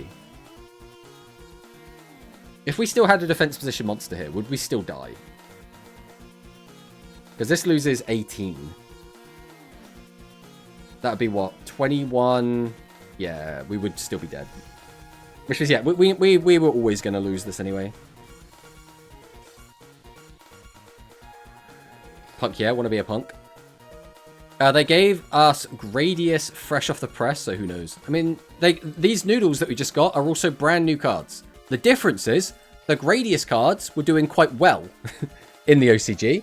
The noodle cards are not doing well in the OCG. So, like this card, Stray is brand new, so is Flavor Shift, and so is Rich Broth. These cards are all brand new to OCG. Oh, Ancient Gear is also a neat machine deck they could give us. Yeah, they could give us the gadgets. They could give us the gadget maximum. That could be pretty good as well. Flavor Shift is genuinely such a good card. It's a bit bittersweet for me. Because this card has the potential to be one of the best cards in the game. But they tried to make it very fair. They're like, you can only use it once per turn. When you use the skill, you could only add it once. And it's like, yeah, let me pop off. Let me do some really cool shit with this card. But they're very, no, we've got to be very, very careful with it. Whereas, like, I would make an argument Ballet is a lot better than this card. And Ballet doesn't have any of the restrictions on it. Like, Ballet's restriction is you got to have 5 cards engraved. Like, that's so easy to do, right? I love the name change stuff. Yeah, I think it's cool. I like it. But I wish it was stronger, right? That new bundle trap could be good for the friends. I think it could be good for anything, right? This trap has the potential to be good in every single deck. The problem is, it's less about, is it good in your deck? It's more about, is it good against your opponent's deck? So it becomes more about what is the meta at the moment, what's the field like, and how useful is Phantom Thief into the field, right? The other monster that changed his name? You mean Special Operative? Did he change his name? Rush Duels is basically Konami admitting to power creep is too strong and that they a lower power level format. It comes down to a lot of people that play Yu-Gi-Oh! In general have the complaint that the game isn't what they used to play. I watched Yu-Gi-Oh! When I was a kid. I want to get back into it. It's not the same game anymore. The game has too much feature creep, it has too much power creep, etc, etc. So it's less about, I think, Konami want the power level to go down. It's more about Konami want there to be options for everyone. The problem is, a lot of the people that played Yu-Gi-Oh! Way back when, in like, early 2000s, they want their cards. They want Blue Eyes, they want Red Eyes, they want Dark Magician, they want their playground deck to be playable again. And that's just not it, right? If you want that, you got to go play like Goat format or something.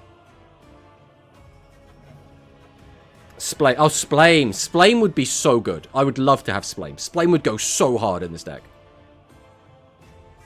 Hello, I have a question. Do you think Join Tech is a valid deck to go to the GRF, or should I get a new competitive deck? Join Tech is a decent deck right now. It's not the strongest deck, but it's...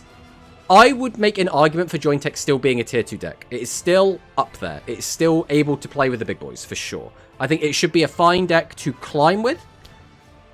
If you're, like, aiming for top 100, I think that a few Join Tech will probably squeak into top 100. I wouldn't be surprised. Grr, the game isn't set one pass and broken DM staples game bad. Well, I think there's a middle ground, right? Like, personally, I like a little bit of GOAT, but I don't want to sit there. I wouldn't want GOAT to be my only format. I think that would be so dull. But I have a bit of nostalgia for it. I do quite like the GOAT gameplay. The issue is there's no, like, deck diversity in GOAT. Like, if you ask, like, a GOAT main, they'll be like, oh, there's 100 different decks. And you're like, yeah, there's, like, 4 decks. And then varieties and variations on those decks. And that's it. That's GOAT, right? Whereas, I think when you start getting into, like, Edison's actually really fun. Hat is also really fun. Some of these, like, later formats, but, like, maybe pre-Pendulum or pre-Link, I think are actually really fun. And I think for a lot of people, that's the middle ground they actually want. It's like, oh, I played, you know, back when, I don't know, when 5Ds was airing. It's like, well, then, yeah, go play Edison. Edison's going to be exactly what you want. Poor Red Eyes TCG players. They should play Rush instead. Exactly. Hikari will show Join Tech is still tier 1 trust. Rush is like Schoolyard / Playground Yu-Gi-Oh! But more fun for me. Draw a lot. No summon limits. Mix of cool looking decks, nostalgia combined with new twists like maximums and changed rituals. Yeah, exactly. That's how I look at it as well. People say that you want to play old DM Yu-Gi-Oh! Right up until fusing their elephant graveyard with my magical arrow. You say that. I would love Mammoth Graveyard to be fused using the arrow and the polymerization into my opponent's monster, and because it's an undead monster, it starts lowering their attack points every turn. I would love that. I'd love that so much. TOS best format. I feel similarly to TOS as I feel to GOAT. I would happily sit down and play a couple games of TOS. I would happily do that. I would not want it to be my main format. Although I really like Orcus, and I'd probably play that deck almost exclusively, I don't want to play in that format as my main format. I would much, much rather play Hat or Edison if I was going to pick a forever format. Hey, Dark Tuner, welcome, welcome. Dragon Rulers might be the best format. Kite? I mean, I don't dislike Rulers. The problem is, Dragon Rulers were basically a tier 0 deck. Like, when you go, like, full power Dragon Rulers, where you got 3 baby, 3 big boys, and then, like, it's just Draco Sack Turbo, I'm like, do we really want that? Like, is that really what we want? I mean, look at Monuments. We aren't far away from Fusion Monster and Spell Trap. We aren't far away from Fusion Monster and Spell Trap. I don't know what that means. We already have both of those things. 3-star Demotion Ninja and Cyber Angel Duel Links is best Yu-Gi-Oh! Format. Unironically, I loved playing in that format. I actually was trying to qualify for Worlds during Cyber Angel and... Because what was the other deck? It was Gladiator Beast was the other really good deck. So it was Glad Beasts had just come out in Duel Links, and Cyber Angels were like the rage. And I loved playing both of those decks. I climbed most of the way with Cyber Angels, and then I did the last bit of the climb with Glad Beasts. And I just barely missed out on, like, a really good spot. But it is what it is. That sounds like torture. It was fun! My problem with playing older formats is I don't find a deck I'm interested to play. I mean, that comes down to, like, experimentation, right? If you look at something like Edison, there are, like, 30 decks you can play. And, like, they're all actually different decks. So there'll be something in there for you, right? It just depends. Are you willing to put in the effort to find out, right? Edison best format. I mean, it's a good format. I think it's been, what's the word? It's been put on a pedestal a bit. So because of that, I think a lot of people look at it and they go, well, this is a really, really good format. And it's like the only good format. Fusing them together, a monster and a spell trap. Monuments got their rituals, which tribute spells to summon it. Ah, I see, I see. I mean, we'll get something eventually, right? Genesis is goated. Genesis, I think, is cool. I think there were a lot of people that were very quick to dismiss Genesis and just be like, this is a waste of time. There's no reason to play this. And I personally think there is a reason to play every single alternate format. Every alternate format has pros and cons. Some of them are really, really cool. So, right, we are, though, since we've been having this lovely conversation, we are going to go and raid into, if we can type the name right. Can we get it? Yeah, we're gonna raid into Happy Rights because he is starting with his tournament. So, my face. Thank you guys for watching. We will be back on Saturday. Saturday is when we'll be back because we will be doing the Deckmaster Cup. So I hope everyone shows up for that. It's going to be a great time. We're going to be yapping the whole time. We're going to be looking at some meta tournament play. It's going to be fun. Other than that, we got Quantums on, I don't know, like 5 hours. So you guys should all sign up and play that. Thank you guys for watching. And I'll see you next time.